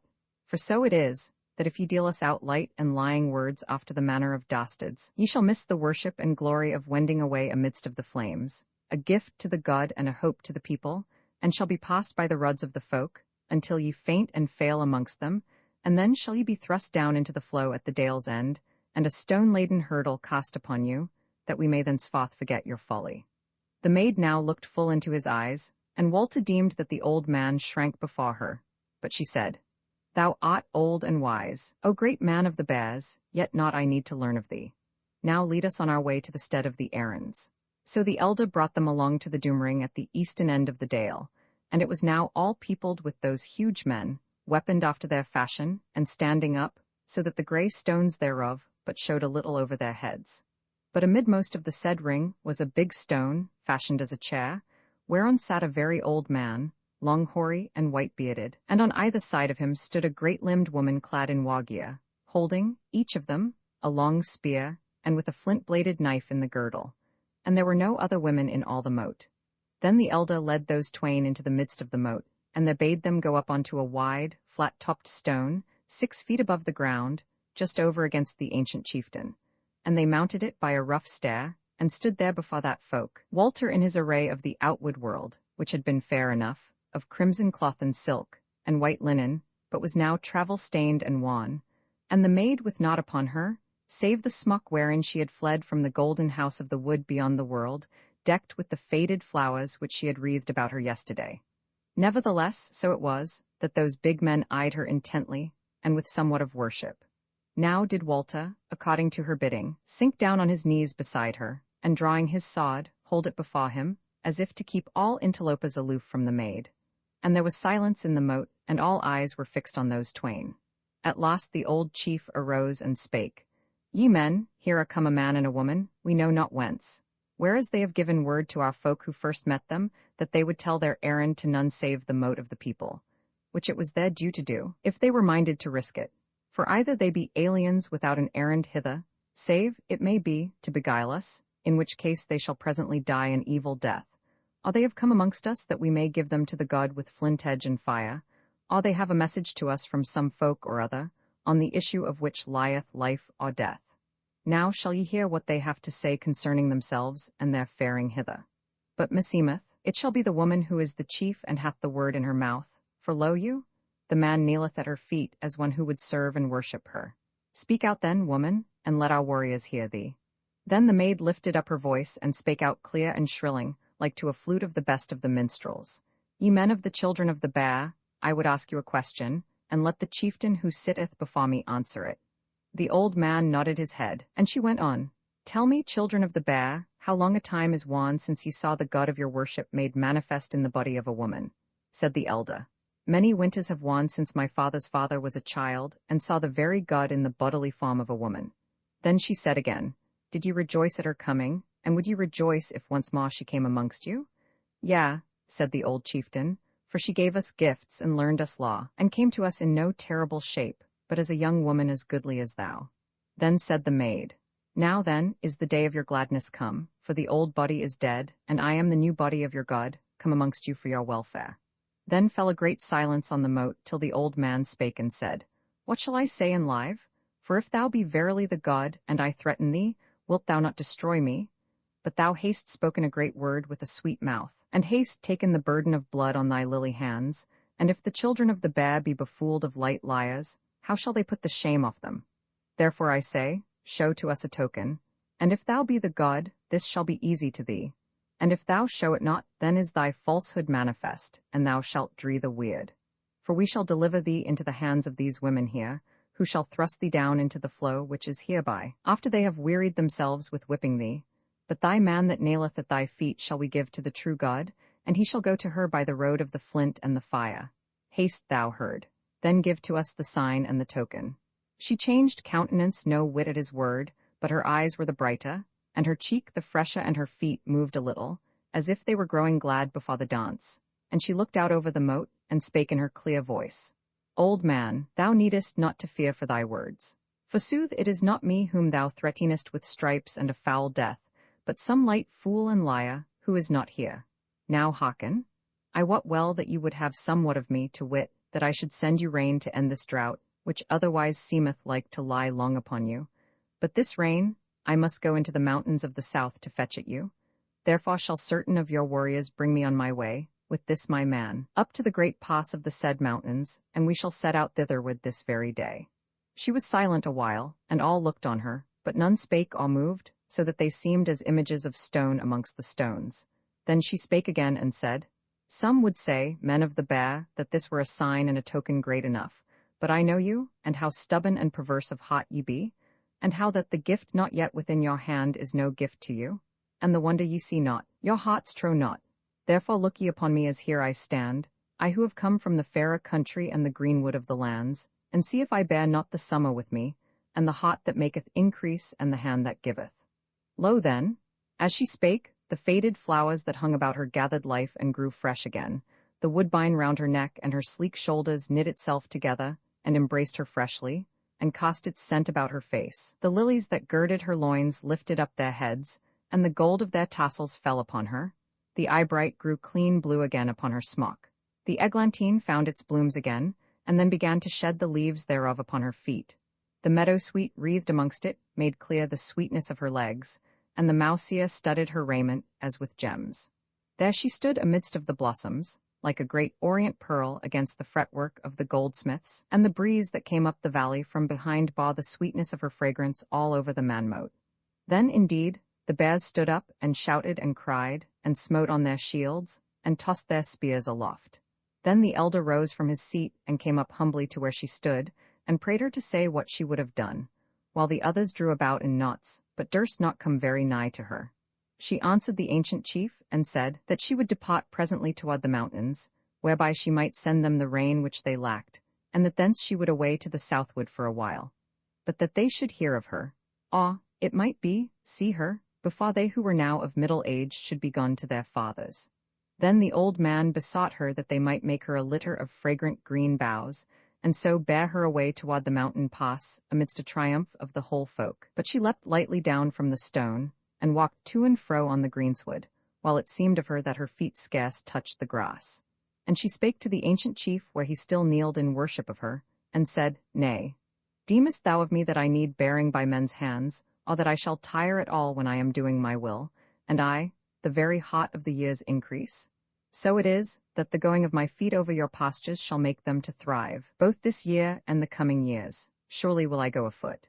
So they worshipped her the maw and blessed her. And then first of all they brought meat, the daintiest they might, both for her and for Walter.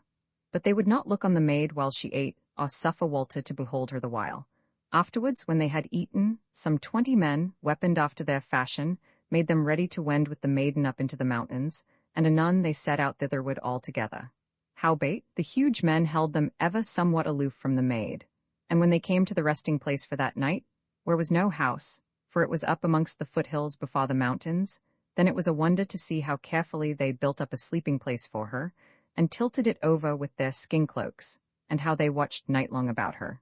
But Walter they let sleep peacefully on the grass, a little way aloof from the watches round the maid. Roman 29 Walter strays in the pass, and is sundered from the maid morning came, and they arose and went on their ways, and went all day till the sun was nigh set, and they were come up into the very pass, and in the jaws thereof was an earthen howe. There the maid bade them stay, and she went up unto the howe, and stood there, and spake to them, and said, O men of the Bear, I give you thanks for your following, and I bless you, and promise you the increase of the earth. But now ye shall turn aback, and leave me to go my ways, and my man with the iron sod shall follow me. Now, maybe, I shall come amongst the Bear folk again before long, and yet again, and learn them wisdom, but for this time it is enough. And I shall tell you that you were best to hasten home straightway to your houses in the downland dales, for the weather which I have bidden for you is even now coming forth from the forge of storms in the heart of the mountains. Now this last word I give you, that times are changed since I wore the last shape of God that ye have seen, wherefore a change I command you.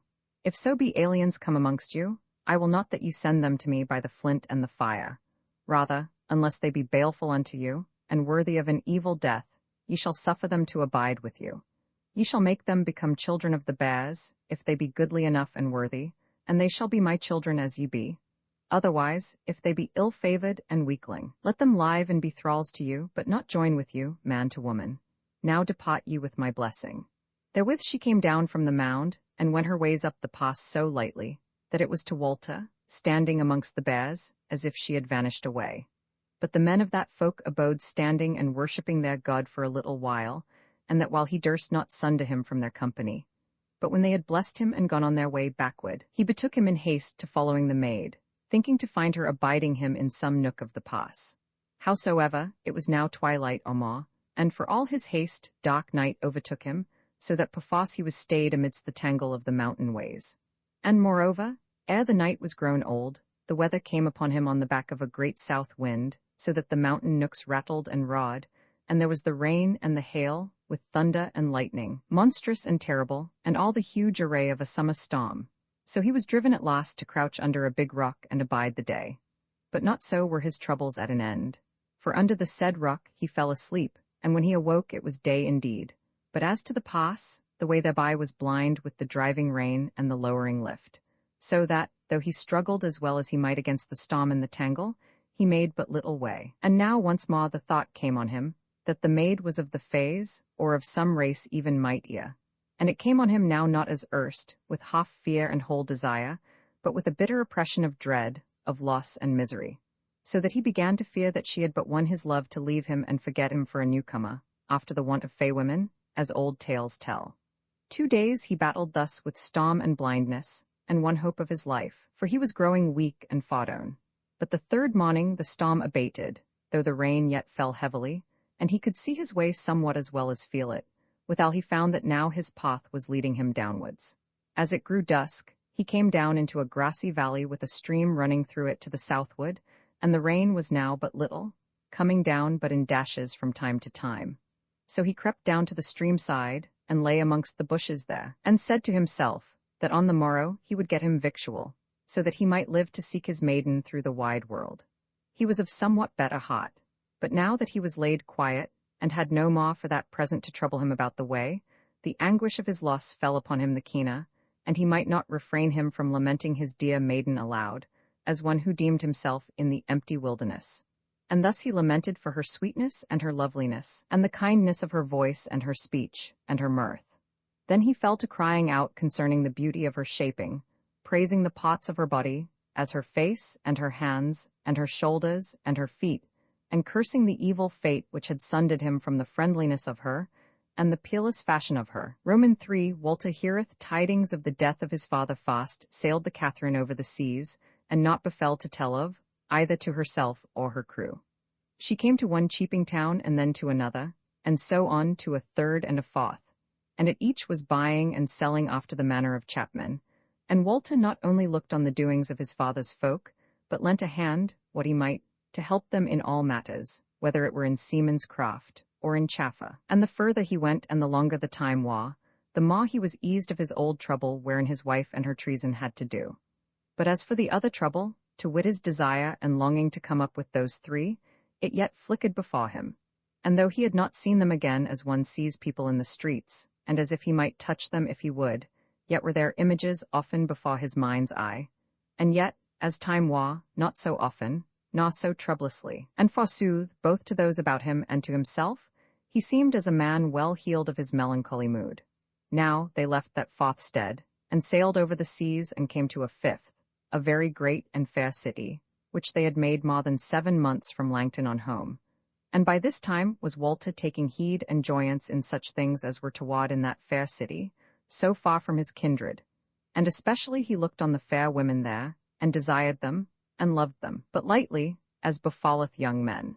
Now this was the lost country whereto the Catherine was bound. So there they abode some 10 months in daily chaffer, and in pleasuring them in beholding all that there was of rare and goodly, and making merry with the merchants and the townsfolk, and the country folk beyond the gates.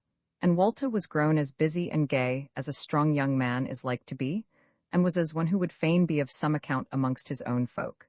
But at the end of this while, it befell on a day, as he was leaving his hostel for his booth in the market, and had the door in his hand, there stood before him 3 mariners in the guise of his own country, and with them was one of clockly aspect, whom he knew at once for his father's scrivener, Arnold Penstrong by name. And when Walter saw him, his heart failed him, and he cried out, "Arnold, what tidings? Is all well with the folk at Langton?" Said Arnold, "Evil tidings are come with me. Matters are ill with thy folk, for I may not hide that thy father, Bartholomew Golden, is dead, God rest his soul." At that word it was to Walter as if all that trouble which but now had sat so light upon him was once again fresh and heavy, and that his past life of the last few months had never been, and it was to him as if he saw his father lying dead on his bed, and heard the folk lamenting about the house. He held his peace a while, and then he said in a voice as of an angry man, "What, Arnold? And did he die in his bed, or how? For he was neither old nor ailing when we parted," said Arnold. "Yea, in his bed he died, but first he was somewhat sod-bitten." "Yea, and how?" quoth Walter, said Arnold.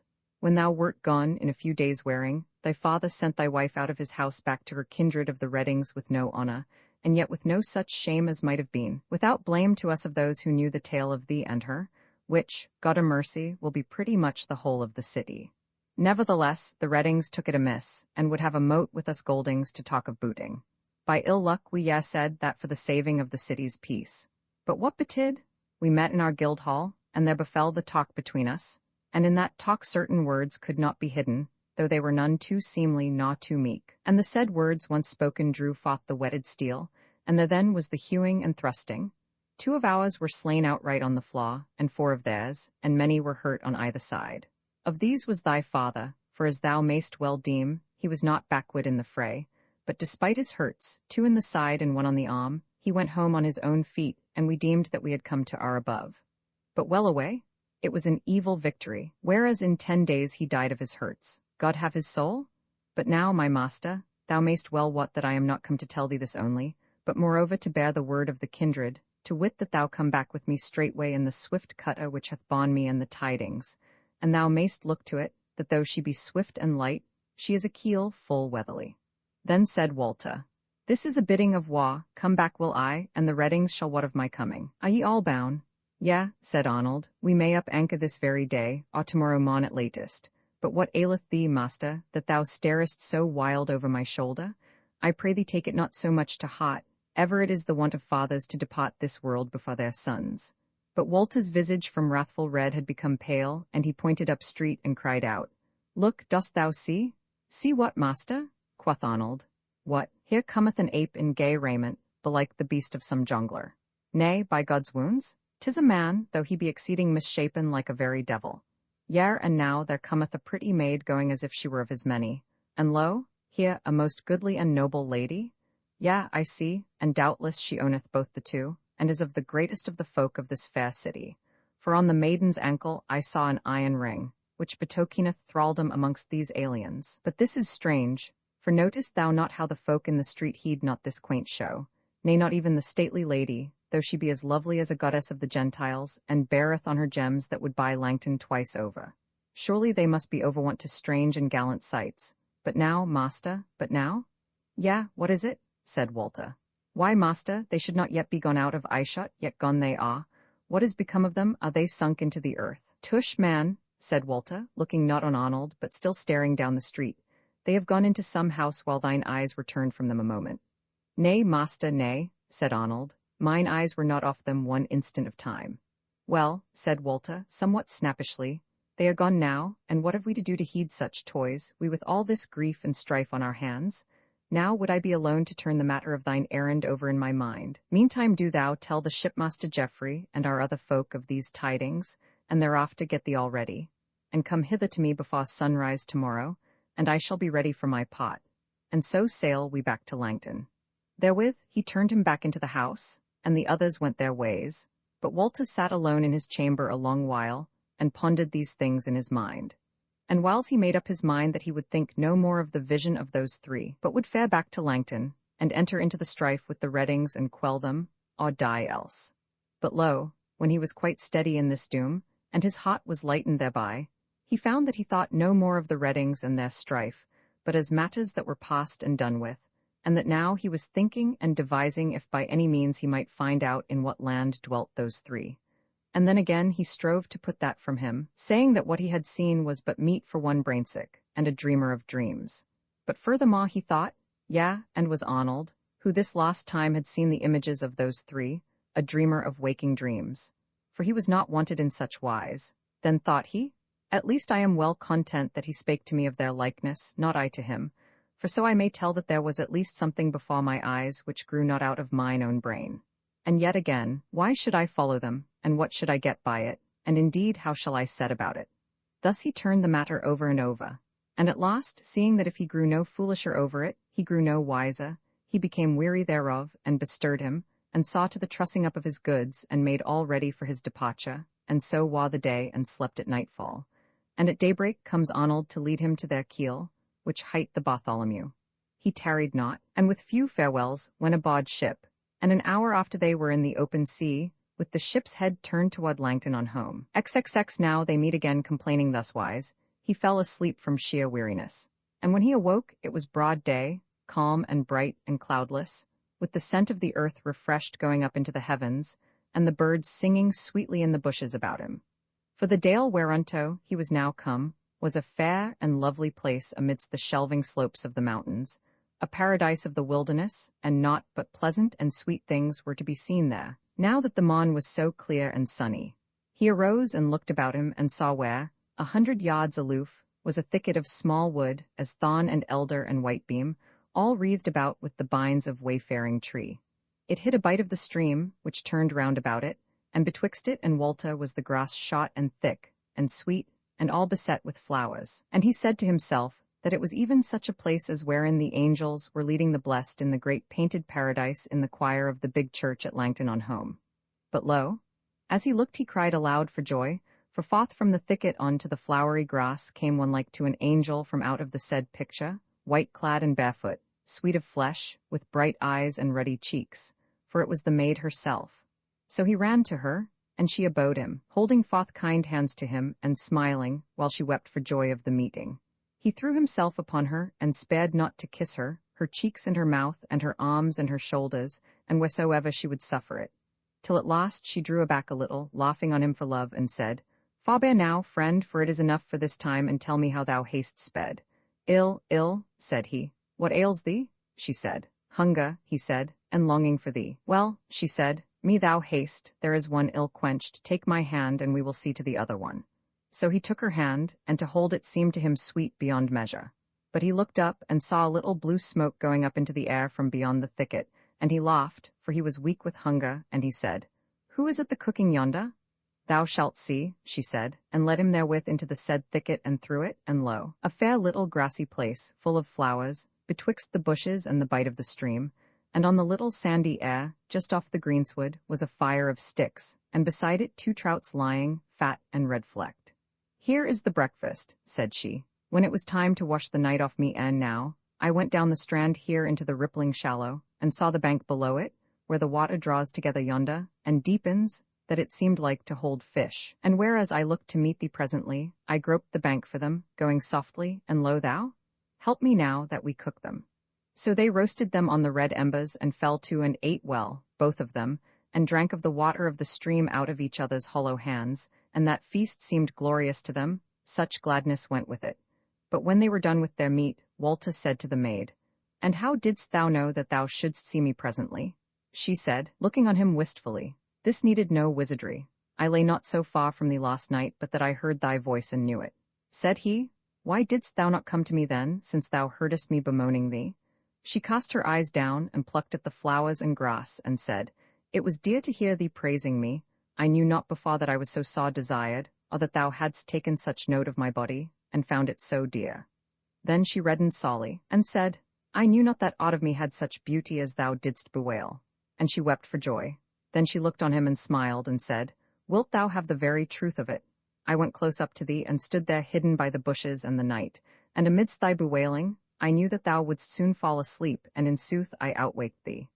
Then was she silent again, and he spake not, but looked on her shyly, and she said, reddening yet more, Furthermore, I must needs tell thee that I feared to go to thee in the dark night, and my heart so yearning towards thee.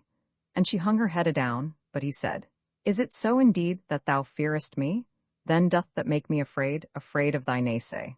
For I was going to entreat thee, and say to thee, Beloved, we have now gone through many troubles.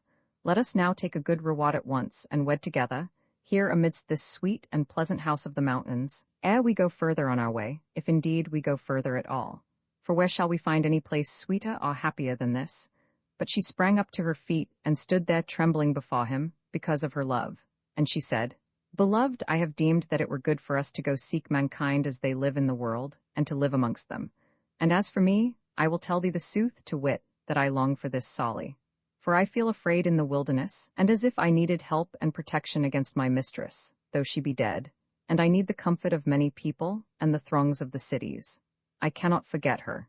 It was but last night that I dreamed, I suppose as the dawn grew cold, that I was yet under her hand, and she was stripping me for the torment, so that I woke up panting and crying out.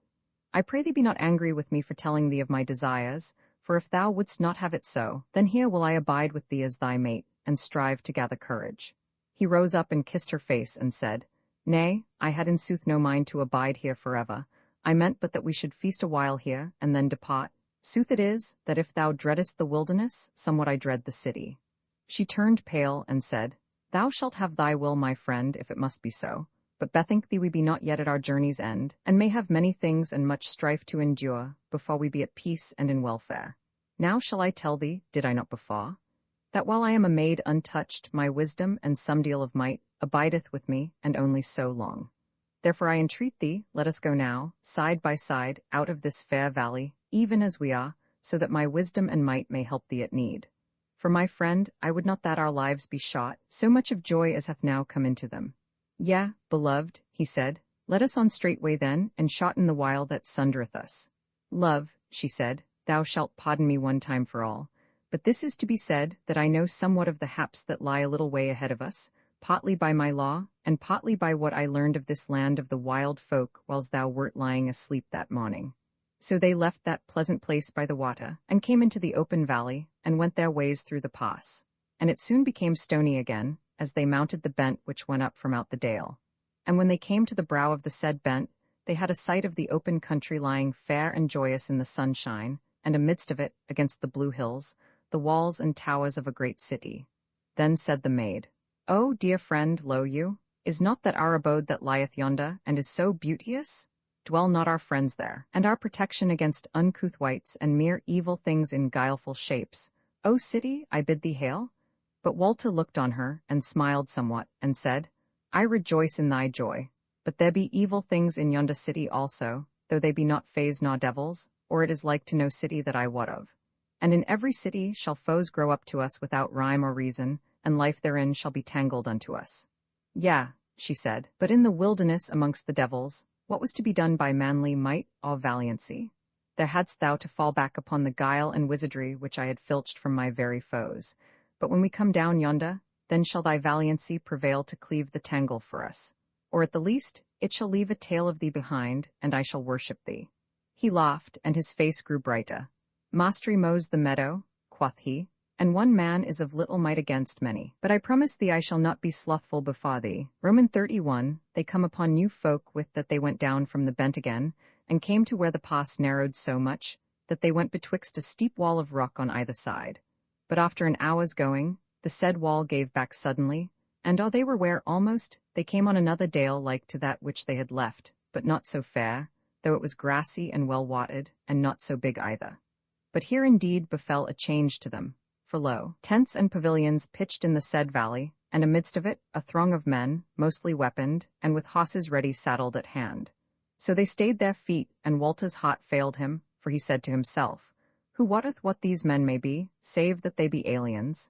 It is most like that we shall be taken as thralls, and then at the best we shall be sundered, and that is all one with the worst. But the maid, when she saw the horses, and the gay tents, and the pennons fluttering, and the glitter of spears and gleaming of white armor, smote her palms together for joy, and cried out, Here now are come the folk of the city for our welcoming, and fair and lovely are they, and of many things shall they be thinking, and of many things shall they do, and we shall be partakers thereof. Come then, and let us meet them, fair friend. But Walter said, Alas, thou knowest not, would that we might flee? But now is it over late, so put we a good face on it, and go to them quietly, as Iruhile we did in the Bear country. So did they, and there sundered 6 from the men at arms, and came to those twain, and made humble obeisance to Walter, but spake no word. Then they made as they would lead them to the others, and the twain went with them wondering, and came into the ring of men at arms, and stood before an old haw knight, armed all, save his head, with most goodly armor, and he also bowed before Walter, but spake no word. Then they took them to the master pavilion, and made signs to them to sit, and they brought them dainty meat and good wine. And the while of their eating arose up a stir about them, and when they were done with their meat, the ancient knight came to them, still bowing in courteous wise, and did them to wit by signs that they should depart. And when they were without, they saw all the other tents struck, and men beginning to busy them with striking the pavilion, and the others mounted and ranked in good order for the road. And there were 2 horse litters before them, wherein they were bidden to mount, Walter in one, and the maid in the other, and no otherwise might they do. Then presently was a horn blown, and all took to the road together. And Walter saw betwixt the curtains of the litter that men-at-arms rode on either side of him, albeit they had left him his sword by his side. So they went down the mountain passes, and before sunset were gotten into the plain, but they made no stay for nightfall, save to eat a morsel and drink a draught, going through the night as men who knew their way well. As they went, Walter wondered what would betide, and if peradventure they also would be for offering them up to their gods, whereas they were aliens for certain, and belike also Saracens. Moreover, there was a cold fear at his heart that he should be sundered from the maid, whereas their masters now were mighty men of war, holding in their hands that which all men desire, to wit, the manifest beauty of a woman. Yet he strove to think the best of it that he might. And so at last, when the night was fast spent, and dawn was at hand, they stayed at a great and mighty gate in a huge wall. There they blew loudly on the horn thrice, and thereafter the gates were opened, and they all passed through into a street, which seemed to Walter in the glimmer to be both great and goodly amongst the abodes of men. Then it was but a little ere they came into a square, wide-spreading, one side whereof Walter took to be the front of a most goodly house. There the doors of the cot opened to them or ever the horn might blow, though, forsooth, blow it did loudly 3 times. All they entered therein, and men came to Walter and signed to him to alight. So did he, and would have tarried to look about for the maid, but they suffered it not, but led him up a huge stair into a chamber, very great, and but dimly lighted because of its greatness. Then they brought him to a bed dight as fair as might be, and made signs to him to strip and lie therein. Perforce he did so, and then they bore away his raiment, and left him lying there. So he lay there quietly, deeming it no avail for him, a mother-naked man, to seek escape thence. But it was long ere he might sleep, because of his trouble of mind. At last, pure weariness got the better of his hopes and fears, and he fell into slumber just as the dawn was passing into day. Roman 32, of the new king of the city and land of Stockwall. When he awoke again, the sun was shining brightly into that chamber, and he looked, and beheld that it was peerless of beauty and riches, amongst all that he had ever seen. The ceiling done with gold and oversea blue, the walls hung with arras of the fairest, though he might not tell what was the history done therein. The chairs and stools were of carven work well bepainted, and amidmost was a great ivory chair under a cloth of estate, of bodikin of gold and green, much bepearled, and all the floor was of fine work Alexandrine. He looked on all this, wondering what had befallen him, when lo, there came folk into the chamber, to wit, 2 serving men well bedight, and 3 old men clad in rich gowns of silk. These came to him, and, still by signs, without speech, bade him arise and come with them. And when he bade them look to it that he was naked, and laughed doubtfully, they neither laughed in answer, nor offered him any raiment, but still would have him arise, and he did so perforce. They brought him with them out of the chamber, and through certain passages pillared and goodly, till they came to a bath as fair as any might be. And there the serving men washed him carefully and tenderly, the old men looking on the while. When it was done, still they offered not to clothe him, but led him out, and through the passages again, back to the chamber. Only this time he must pass between a double hedge of men, some weaponed, some in peaceful array, but all clad gloriously, and full chieftain-like of aspect, either for valiancy or wisdom. In the chamber itself was now a concourse of men, of great estate by deeming of their array, but all these were standing audily in a ring about the ivory chair aforesaid. Now said Walter to himself, surely all this looks toward the knife and the altar for me, but he kept a stout countenance despite of all. So they led him up to the ivory chair, and he beheld on either side thereof a bench, and on each was laid a set of raiment from the shirt upwards, but there was much diversity betwixt these arrays. For one was all of robes of peace, glorious and begemmed, unmeet for any save a great king, while the other was waweed, seemly, well-fashioned, but little adorned, nay rather, wan and bestained with weather, and the pelting of the spear-storm. Now those old men signed to Walter to take which of those raiments he would, and do it on. He looked to the right and the left, and when he had looked on the war-gear, the heart arose in him, and he called to mind the array of the Goldings in the forefront of battle, and he made one step toward the weapons, and laid his hand thereon. Then ran a glad murmur through that concourse, and the old men drew up to him smiling and joyous, and helped him to do them on. And as he took up the helm, he noted that over its broad brown iron sat a golden crown. So when he was clad and weaponed, girt with a sword, and a steel axe in his hand, the elders showed him to the ivory throne, and he laid the axe on the arm of the chair, and drew forth the sword from the scabbard, and sat him down, and laid the ancient blade across his knees. Then he looked about on those great men, and spake, How long shall we speak no word to each other, or is it so that God hath stricken you dumb? Then all they cried out with one voice, All hail to the king of battle. Spake Walter, If I be king, will ye do my will as I bid you? Answered the elder, Naught have we will to do, Lord, save as thou biddest. Said Walter, Thou then, wilt thou answer a question in all truth? Yea, Lord, said the elder, if I may live afterward. Then said Walter, The woman that came with me into your camp of the mountain, what hath befallen her? The elder answered, Naught hath befallen her, either of good or evil, save that she hath slept and eaten and bathed her. What then is the king's pleasure concerning her? That ye bring her hither to me straightway, said Walter. Yea, said the elder, and in what guise shall we bring her hither? Shall she be arrayed as a servant or a great lady? Then Walter pondered a while, and spake at last. Ask her what is her will herein, and as she will have it, so let it be. But set ye another chair beside mine, and lead her thereto. Thou wise old man, send one or two to bring her in hither, but abide thou, for I have a question or two to ask of thee yet. And ye, lords, abide here the coming of my she-fellow, if it weary you not. So the elders spake to 3 of the most honorable of the lords, and they went their ways to bring in the maid. Roman 33, concerning the fashion of king-making in Stockwall. Meanwhile the king spake to the elder, and said, Now tell me whereof I am become king, and what is the fashion and cause of the king-making? For wondrous it is to me, whereas I am but an alien amidst of mighty men.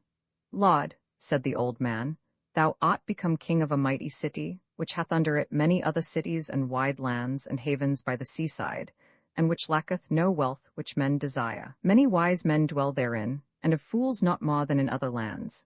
A valiant host shall follow thee to battle when needs must thou wend afield, and host not to be withstood, save by the ancient godfolk, if any of them were left upon the earth, as belike none are.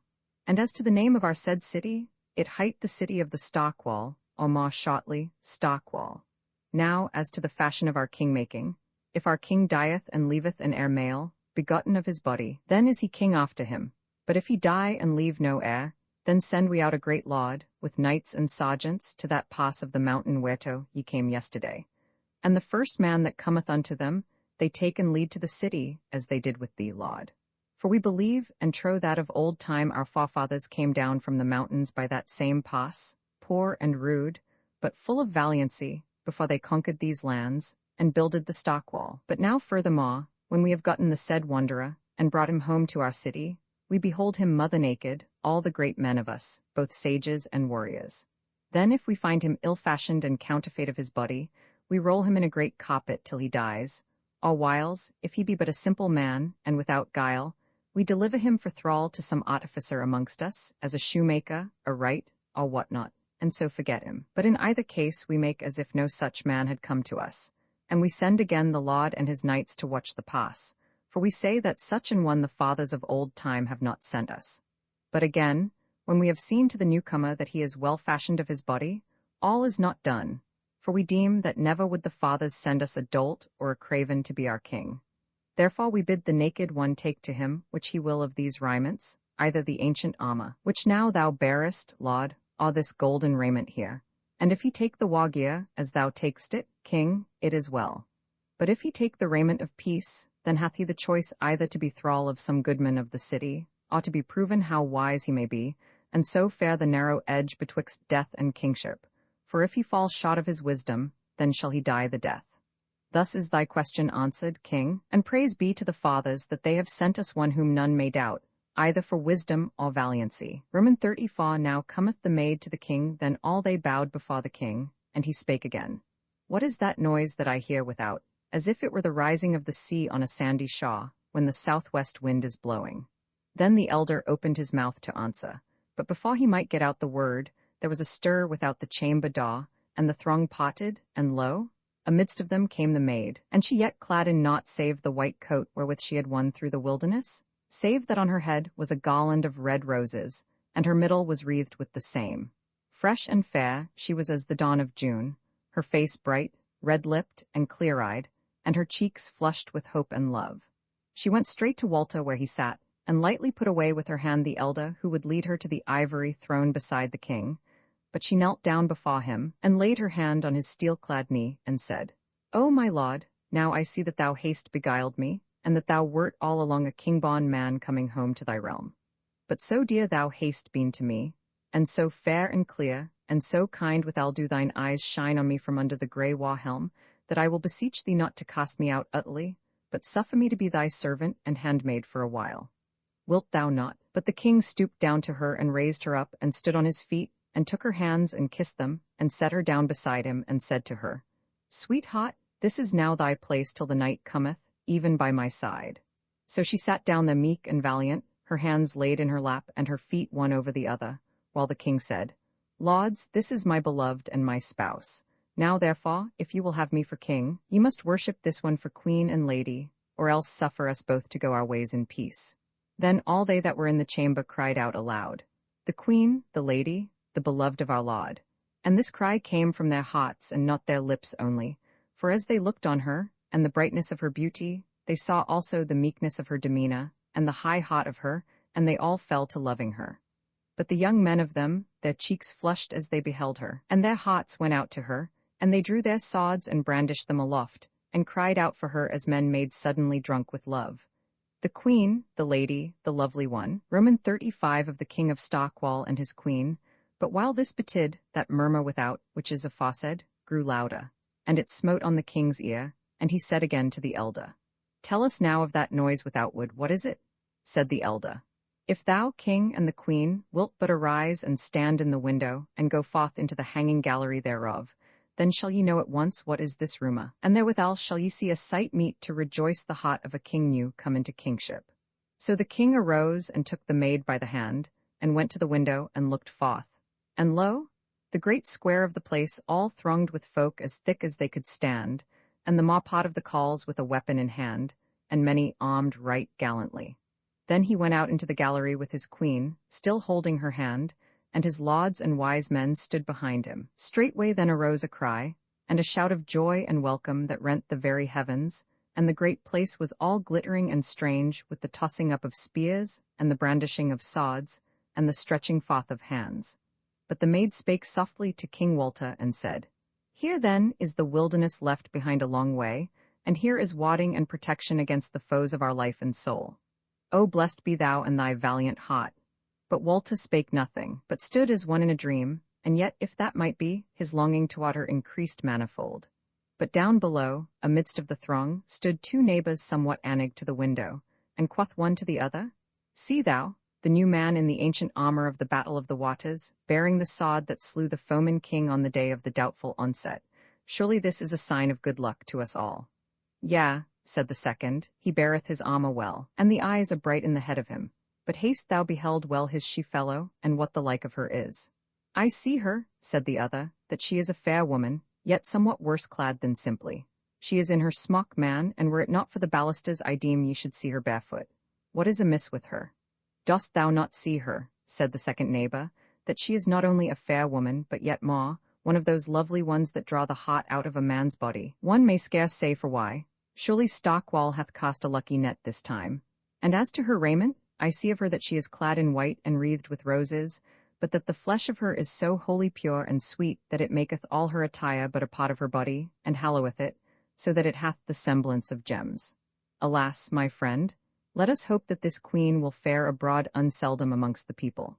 Thus then they spake, but after a while the king and his mate went back into the chamber, and he gave command that the women of the queen should come and fetch her away, to attire her in royal array.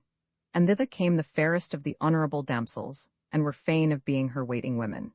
Therewithal the king was unarmed, and dight most gloriously, but still he bore the sword of the king's slaying.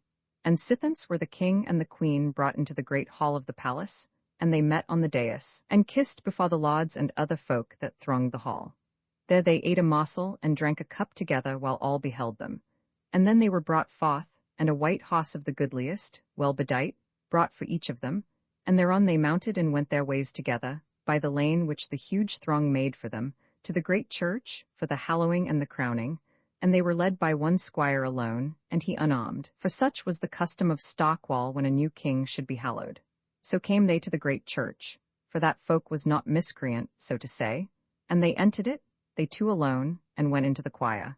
And when they had stood there a little while wondering at their lot, they heard how the bells fell ringing tunefully over their heads, and then drew near the sound of many trumpets blowing together, and thereafter the voices of many folk singing. And then were the great doors thrown open, and the bishop and his priests came into the church with singing and minstrelsy, and thereafter came the whole throng of the folk, and presently the nave of the church was filled by it, as when the water follows the cutting of the dam, and fills up the dike.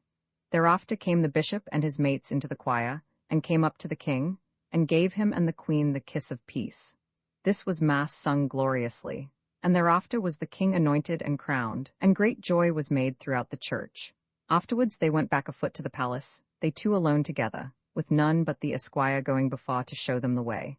And as they went, they passed close beside those two neighbors, whose talk has been told of afar, and the first one, he who had praised the king's war array, spake and said, "Truly, neighbor, thou art in the right of it. And now the queen has been dight duly, and hath a crown on her head, and is clad in white samite done all over with pearls. I see her to be of exceeding goodliness, as goodly, maybe, as the Lord King." Quoth the other, "Unto me she seemeth as she did now. She is clad in white as then she was, and it is by reason of the pure and sweet flesh of her that the pearls shine out and glow, and by the holiness of her body is her rich attire hallowed.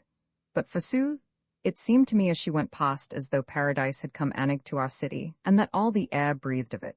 So I say, Praise be to God and his hallows who hath suffered her to dwell amongst us." Said the first man, "Forsooth, it is well, but knowest thou at all whence she cometh, and of what lineage she may be?" "Nay," said the other, "I wot not whence she is, but this I wot full surely, that when she goeth away, they whom she leadeth with her shall be well bestead. Again, of her lineage not know I, but this I know, that they that come of her, to the 20th generation, shall bless and praise the memory of her, and hallow her name little less than they hallow the name of the Mother of God." So spake those two, but the king and queen came back to the palace, and sat among the lauds, and at the banquet which was held thereafter, and long was the time of their glory, till the night was far spent, and all men must seek to their beds. Roman 36 of Walter, and the maid in the days of the kingship long it was, indeed, till the women, by the king's command, had brought the maid to the king's chamber. And he met her, and took her by the shoulders, and kissed her, and said, "Art thou not weary, sweetheart? Doth not the city, and the thronging folk, and the watching eyes of the great ones, doth it not all lie heavy on thee, as it doth upon me?" She said, "And where is the city now? Is not this the wilderness again, and thou and I alone together therein?" He gazed at her eagerly, and she reddened, so that her eyes shone light amidst the darkness of the flush of her cheeks. He spake trembling and softly, and said, "Is it not in one matter better than the wilderness? Is not the fear gone, yea, every whit thereof?" The dark flush had left her face, and she looked on him exceeding sweetly, and spoke steadily and clearly. "Even so it is, beloved." Therewith she set her hand to the girdle that girt her loins, and did it off, and held it out toward him, and said, "Here is the token, this is a maid's girdle, and the woman is ungirt." So he took the girdle and her hand withal, and cast his arms about her. And amidst the sweetness of their love and their safety, and assured hope of many days of joy, they spake together of the hours when they fared the razor edge betwixt guile and misery and death, and the sweeter yet it grew to them because of it. And many things she told him ere the dawn, of the evil days bygone, and the dealings of the mistress with her, till the grey day stole into the chamber to make manifest her loveliness, which, forsooth, was better even than the deeming of that man amidst the throng whose heart had been so drawn towards her. So they rejoiced together in the new day. But when the full day was, and Walter arose, he called his thanes and wise men to the council. And first he bade open the prison doors, and feed the needy and clothe them, and make good cheer to all men, high and low, rich and unrich. And thereafter he took counsel with them on many matters, and they marveled at his wisdom and the keenness of his wit. And so it was, that some were but half pleased thereat, whereas they saw that their will was like to give way before his in all matters. But the wiser of them rejoiced in him, and looked for good days while his life lasted. Now of the deeds that he did, and his joys and his griefs, the tale shall tell no more, nor of how he saw Langton again and his dealings there. In Stockwall he dwelt, and reigned a king, well beloved of his folk, sorely feared of their foemen. Strife he had to deal with, at home and abroad, But therein he was not quelled till he fell asleep fair and softly, when this world had no more of deeds for him to do. Nor may it be said that the needy lamented him, for no needy had he left in his own land, and few foes he left behind to hate him. As to the maid, she so waxed in loveliness and kindness, that it was a year's joy for any to have cast eyes upon her in street or on field. All wizardry left her since the day of her wedding, yet of wit and wisdom she had enough left, and to spare, for she needed no going about, and no guile, any more than hard commands, to have her will done. So loved she was by all folk, forsooth, that it was a mere joy for any to go about her errands. To be shot, she was the land's increase, and the city's safeguard, and the bliss of the folk.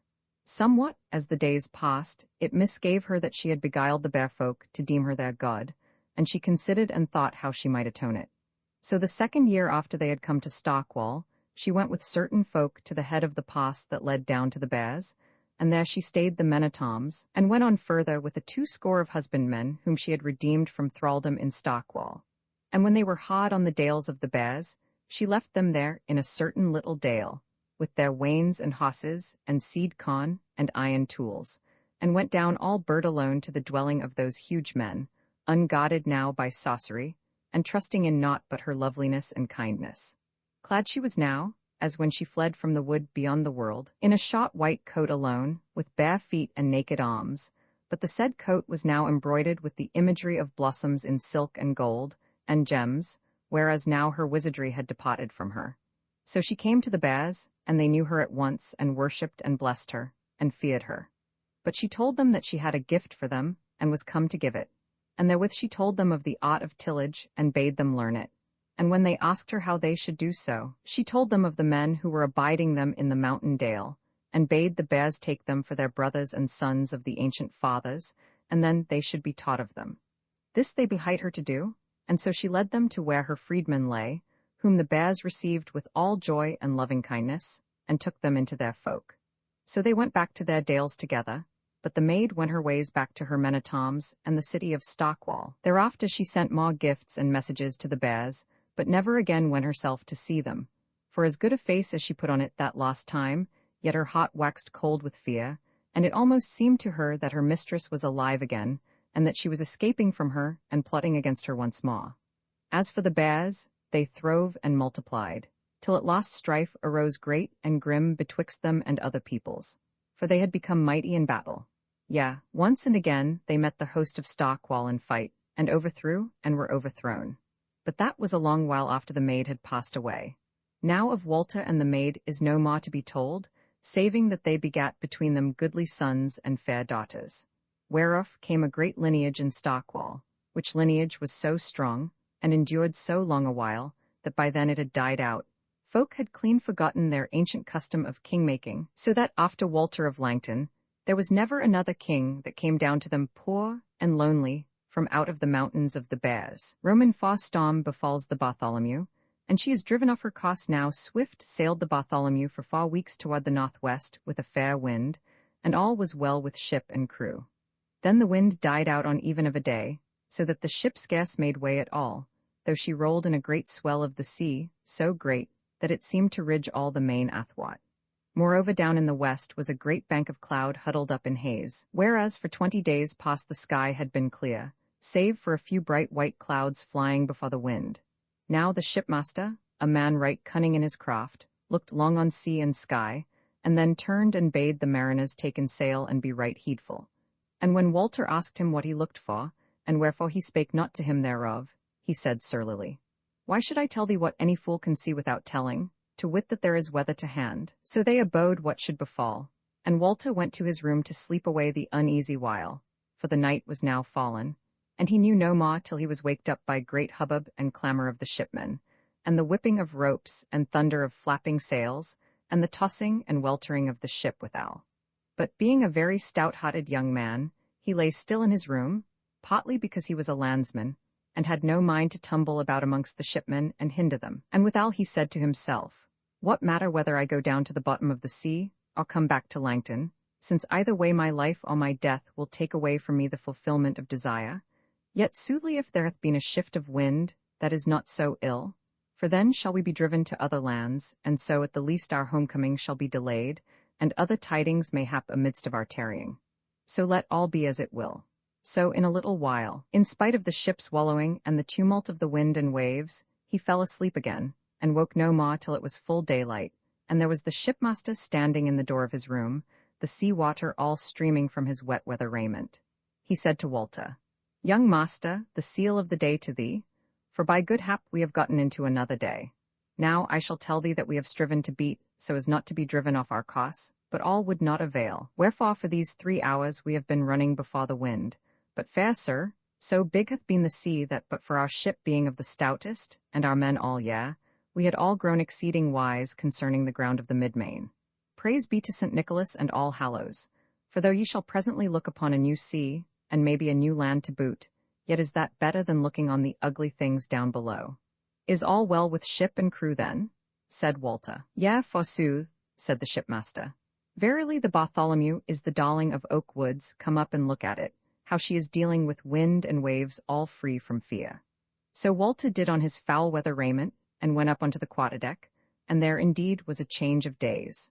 For the sea was dark and tumbling mountain high, and the white horses were running down the valleys thereof, and the clouds drave low over all, and bore a scud of rain along with them. And though there was but a rag of sail on her, the ship flew before the wind, rolling a great wash of water from bulwark to bulwark.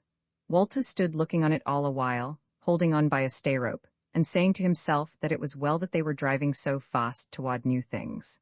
Then the shipmaster came up to him and clapped him on the shoulder and said, "Well, shipmate, cheer up, and now come below again and eat some meat and drink a cup with me." So Walter went down and ate and drank, and his heart was lighter than it had been since he had heard of his father's death, and the feud awaiting him at home, which forsooth he had deemed would stay his wanderings a weary while, and therewithal his hopes. But now it seemed as if he needs must wander, would he not? And so it was that even this fed his hope. So saw his heart clung to that desire of his to seek home to those 3 that seemed to call him unto them. Now they come to a new land, 3 days they drave before the wind, and on the 4th the clouds lifted, the sun shone out, and the offing was clear. The wind had much abated, though it still blew a breeze, and was a head wind for sailing toward the country of Langton. So then the master said that, since they were bewildered, and the wind so ill to deal with, it were best to go still before the wind, that they might make some land and get knowledge of their whereabouts from the folk thereof. Withal he said that he deemed the land not to be very far distant. So did they, and sailed on pleasantly enough, for the weather kept on mending, and the wind fell till it was but a light breeze, yet still foul for Langton. So war 3 days, and on the eve of the 3rd, the man from the topmast cried out that he saw land ahead, and so did they all before the sun was quite set, though it were but a cloud no bigger than a man's hand. When night fell they struck not sail, but went forth toward the land fair and softly, for it was early summer, so that the nights were neither long nor dark. But when it was broad daylight, they opened a land, a long shore of rocks and mountains, and naught else that they could see at first. Nevertheless, as day wore and they drew nigher, first they saw how the mountains fell away from the sea, and were behind a long wall of sheer cliff. And coming nigher yet, they beheld a green plain going up after a little in green bents and slopes to the feet of the said cliff wall. No city nor haven did they see there, not even when they were far nigher to the land. Nevertheless, whereas they hankered for the peace of the green earth after all the tossing and unrest of the sea, and whereas also they doubted not to find at the least good and fresh water, and belike other bait in the plain under the mountains, they still sailed on not unmerrily, so that by nightfall they cast anchor in 5 fathom water hard by the shore. Next morning they found that they were lying a little way off the mouth of a river not right great.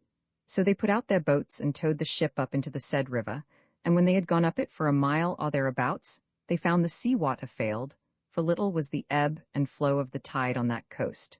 Then was the river deep and clear, running between smooth, grassy land like to meadows. Also on their left board they saw presently 3 head of neat cattle going, as if in a meadow of a homestead in their own land, and a few sheep. And thereafter, about a bow draught from the river, they saw a little house of wood and straw thatch under a wooded mound, and with orchard trees about it. They wondered little thereat, for they knew no cause why that land should not be builded, though it were in the far outlands. However, they drew their ship up to the bank, thinking that they would at least abide a while and ask tidings and have some refreshing of the green plain, which was so lovely and pleasant. But while they were busied, herein, they saw a man come out of the house, and down to the river to meet them. And they soon saw that he was tall and old, long hoary of hair and beard, and clad mostly in the skins of beasts. He drew nigh without any fear or mistrust, and coming close to them gave them the seal of the day in a kindly and pleasant voice. The shipmaster greeted him in his turn and said withal, Old man, art thou the king of this country? The elder laughed. It hath had none other a long while, said he, and at least there is no other son of Adam here to gainsay. Thou art alone here then, said the master. Yea, said the old man, save for the beasts of the field and the wood and the creeping things and fowl, wherefore it is sweet to me to hear your voices. Said the master, Where be the other houses of the town? The old man laughed, said he. When I said that I was alone, I meant that I was alone in the land and not only alone in this stead. There is no house save this betwixt the sea and the dwellings of the bears, over the cliff wall yonder, yea, and a long way over it. Yea, quoth the shipmaster grinning, and be the bears of thy country so manlike that they dwell in builded houses? The old man shook his head. Sir, said he, as to their bodily fashion, it is altogether manlike, save that they be one and all higher and bigger than most. For they be bears only in name, they be a nation of half-wild men, for I have been told by them that there be many more than that tribe whose folk I have seen, and that they spread wide about behind these mountains from east to west. Now, sir, as to their souls and understandings I warrant them not, for miscreants they be, trowing neither in God nor his hallows. Said the master, Trow they in Mahound then? Nay, said the elder, I wot not for sure that they have so much as a false god, though I have it from them that they worship a certain woman with mickle worship. Then spake Walter, Yea, good sir, and how knowest thou that? Dost thou deal with them at all? Said the old man, Well, some of that folk come hither and have of me what I can spare, a calf or two, or a half-dozen of lambs or hoggets, or a skin of wine or cider of mine own making, and they give me in return such things as I can use, as skins of hot and bear and other peltries. For now I am old, I can but little of the hunting hereabout. Whiles, also, they bring little lumps of pure copper, and would give me gold also, but it is of little use in this lonely land. Sooth to say, to me they are not masterful or rough-handed, but glad am I that they have been here, but of late, and are not like to come again this while. For terrible they are of aspect, and whereas ye be aliens, belike they would not hold their hands from off you, and moreover ye have weapons and other matters which they would covet sorely. Quoth the master, Since thou dealest with these wild men, will ye not deal with us in chaffa?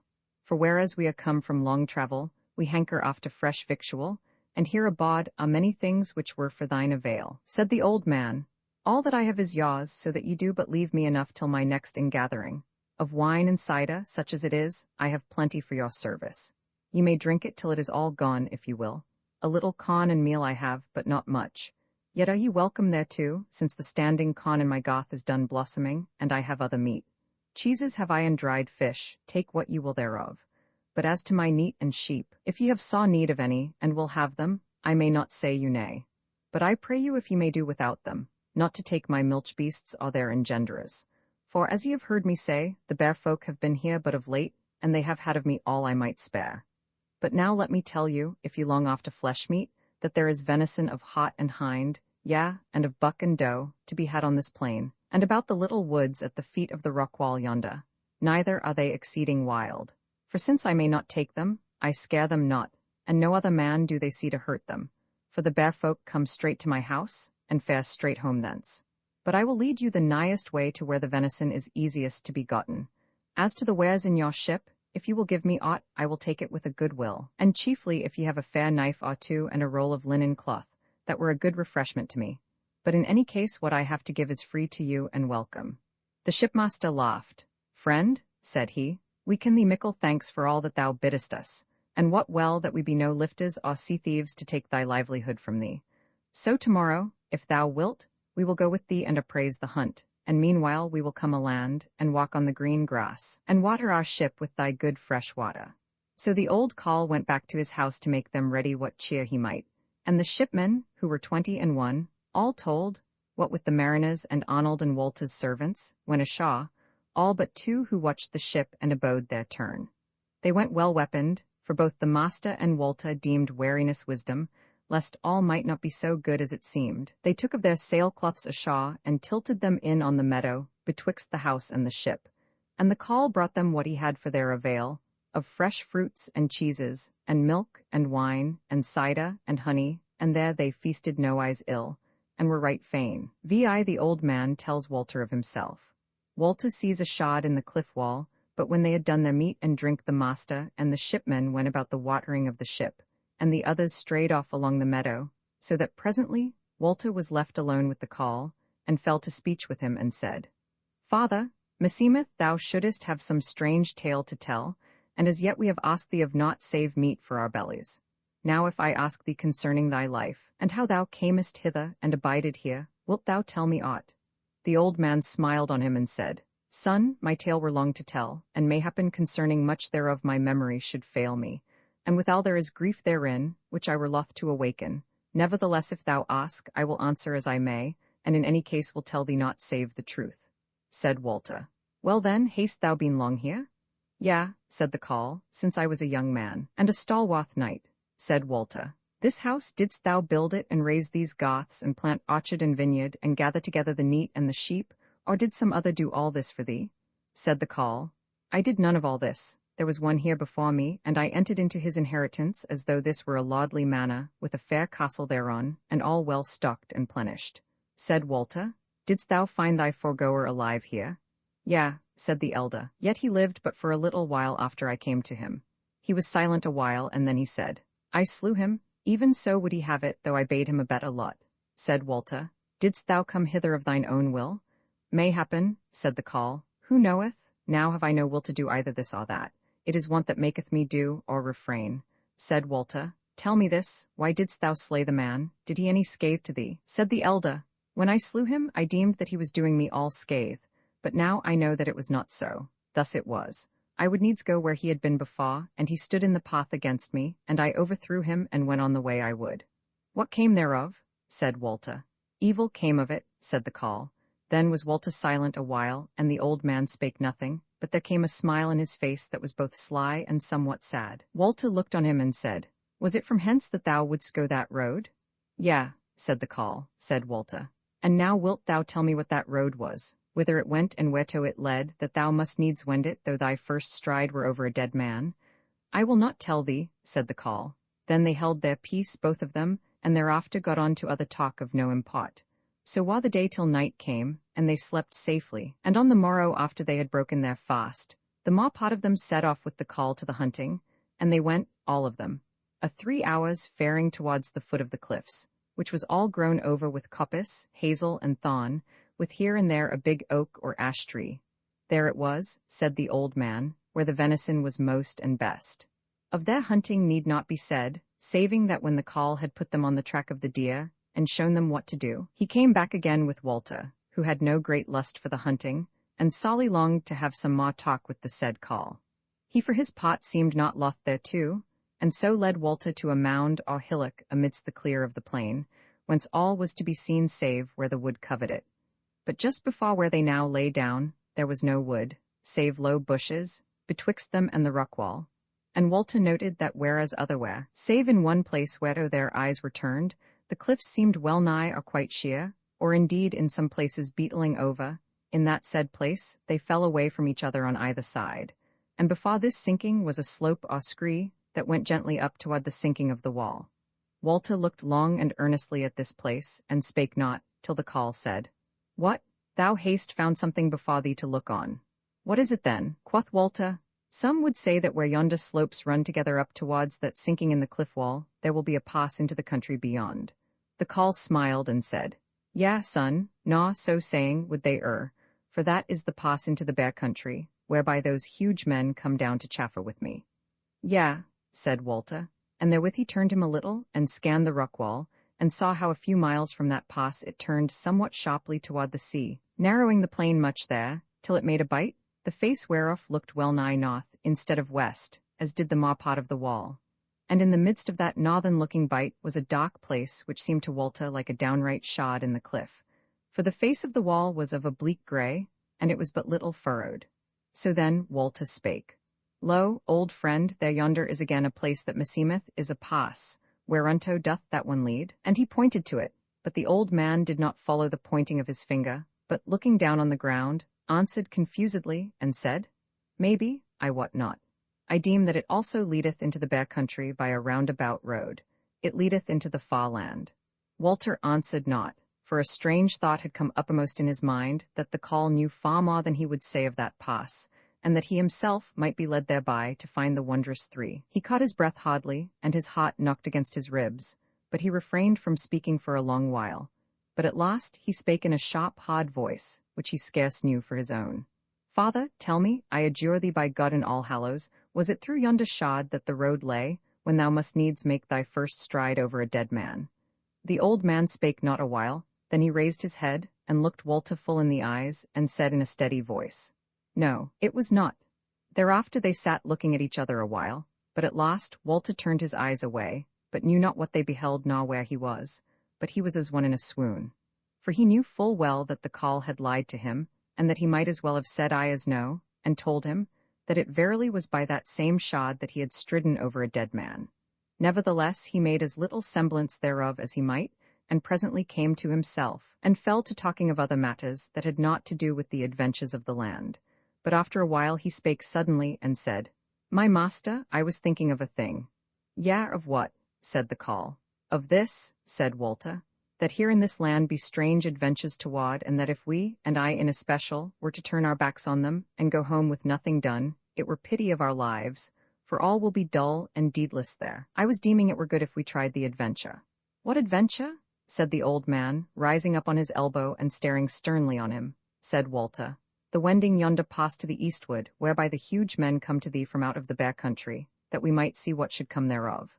The Call leaned back again, and smiled, and shook his head, and spake, That adventure were speedily proven, death would come of it, my son.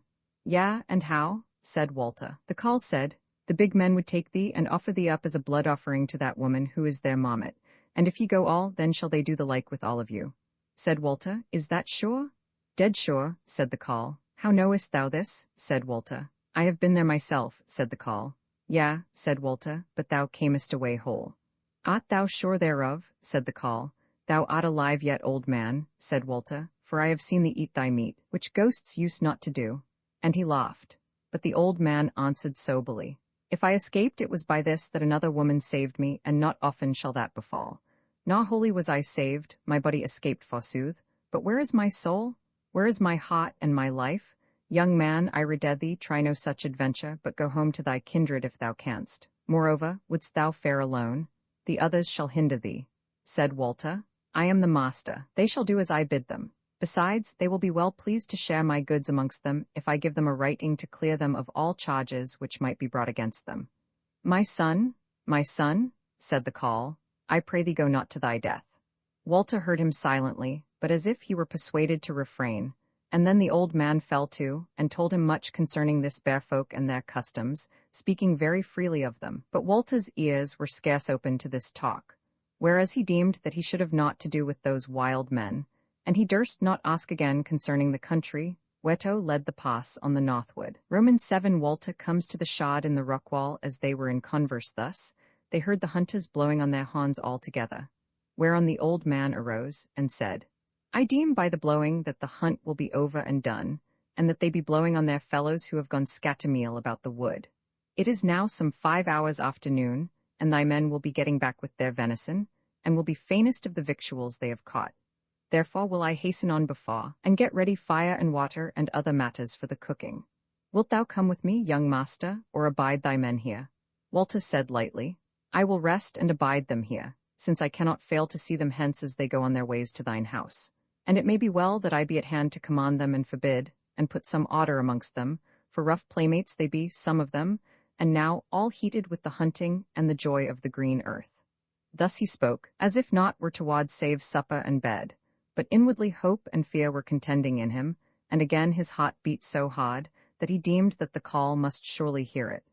But the old man took him but according to his outward seeming, and nodded his head, and went away quietly toward his house. When he had been gone a little, Walter rose up heedfully. He had with him a scrip wherein was some cheese and hod fish, and a little flasket of wine. A shot bow he had with him, and a quiver of arrows, and he was girt with a strong and good sword, and a wood knife withal. He looked to all this gear that it was not amiss, and then speedily went down off the mound, and when he was come down, he found that it covered him from men coming out of the wood, if he went straight thence to that shod of the rock wall where was the pass that led southward. Now it is no nay that thitherward he turned, and went wisely, lest the call should make a backward cast, and see him, or lest any straggler of his own folk might happen upon him. For to say sooth, he deemed that did they wind him, they would be like to let him of his journey. He had noted the bearings of the cliffs nigh the shod, and whereas he could see their heads everywhere except from the depths of the thicket, he was not like to go astray. He had made no great way ere he heard the hawns blowing all together again in one place, and looking thitherward through the leafy boughs. For he was now amidst of a thicket. He saw his men thronging the mound, and had no doubt therefore that they were blowing on him, but being well under cover he heeded it not, and lying still a little, saw them go down off the mound and go all of them toward the carle's house, still blowing as they went, but not faring scat a meal. Wherefore it was clear that they were not troubled about him. So he went on his way to the shod, and there is nothing to say of his journey till he got before it with the last of the clear day, and entered it straightway. It was in sooth a downright breach or cleft in the rock wall, and there was no hill or bent leading up to it, nothing but a tumble of stones before it, which was somewhat uneasy going, yet needed not but labor to overcome it. And when he had got over this, and was in the very pass itself, he found it no ill going. Forsooth at first it was little worse than a rough road betwixt two great stony slopes, though a little trickle of water ran down amidst of it. So, though it was so nigh nightfall, yet Walter pressed on, and long after the very night was come. For the moon rose wide and bright a little after nightfall, but at last he had gone so long, and was so wearied, that he deemed it not but wisdom to rest him, and so lay down on a piece of greensward betwixt the stones, when he had eaten a morsel out of his satchel, and drunk of the water out of the stream. There as he lay, if he had any doubt of peril, his weariness soon made it all one to him, for presently he was sleeping as soundly as any man in Langton on home. Roman 8 Walter whens the waste day was yet young when he awoke. He leapt to his feet, and went down to the stream and drank of its waters, and washed the night off him in a pool thereof, and then set forth on his way again. When he had gone some 3 hours, the road, which had been going up all the way, but somewhat gently, grew steeper, and the bent on either side lowered and lowered, till it sank at last altogether, and then was he on a rough mountain neck with little grass, and no water, save that now and again was a soft place with a flow amidst of it, and such places he must needs fetch a compass about, lest he be mired. He gave himself but little rest, eating what he needs must as he went. The day was bright and calm, so that the sun was never hidden, and he steered by it due south. All that day he went, and found no more change in that huge neck, save that whiles it was more and whiles less steep. A little before nightfall he happened on a shallow pool some 20 yards over, and he deemed it good to rest there, since there was water for his avail, though he might have made somewhat more out of the tail end of the day. When dawn came again he awoke and arose, nor spent much time over his breakfast, but pressed on all he might. And now he said to himself, that whatsoever other peril were athwart his way, he was out of the danger of the chase of his own folk. All this while he had seen no four-footed beast, save now and again a hill fox and once some outlandish kind of hare, and of fowl but very few, a crow or two, a long-winged hawk, and twice an eagle high up aloft. Again, the third night he slept in the stony wilderness, which still led him up and up. Only toward the end of the day, him seemed that it had been less steep for a long while. Otherwise naught was changed, on all sides it was naught but the endless neck, wherefrom naught could be seen, but some other part of itself. This fourth night withal he found no water whereby he might rest, so that he awoke parched, and longing to drink just when the dawn was at its coldest.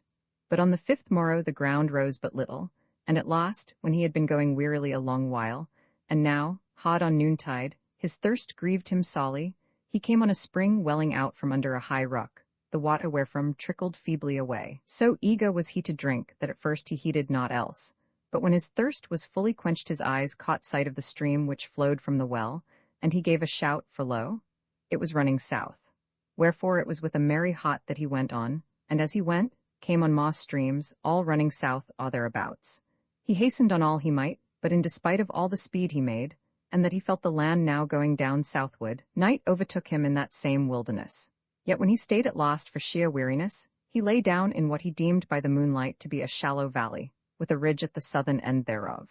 He slept long, and when he awoke, the sun was high in the heavens, and never was brighter or clearer morning on the earth than was that. He arose and ate of what little was yet left him, and drank of the water of a stream which he had followed the evening before, and beside which he had laid him down, and then set forth again with no great hope to come on new tidings that day. But yet when he was fairly afoot, Himseemed that there was something new in the air which he breathed, that was soft and bar sweet scents home to him. Whereas heretofore, and that especially for the last 3 or 4 days, it had been harsh and void, like the face of the desert itself. So on he went, and presently was mounting the ridge aforesaid, and, as oft happens when one climbs a steep place, he kept his eyes on the ground, till he felt he was on the top of the ridge. Then he stopped to take breath, and raised his head and looked, and lo! He was verily on the brow of the great mountain neck, and down below him was the hanging of the great hill slopes, which fell down, not slowly, as those he had been those days mounting, but speedily enough, though with little of broken places or sheer cliffs. But beyond this last of the desert, there was before him a lovely land of wooded hills, green plains, and little valleys, stretching out far and wide, till it ended at last in great blue mountains and white snowy peaks beyond them. Then, for very surprise of joy, his spirit wavered, and he felt faint and dizzy, so that he was fain to sit down a while and cover his face with his hands. Presently he came to his sober mind again, and stood up and looked forth keenly, and saw no sign of any dwelling of man. But he said to himself that that might well be because the good and well-grassed land was still so far off, and that he might yet look to find men and their dwellings when he had left the mountain wilderness quite behind him.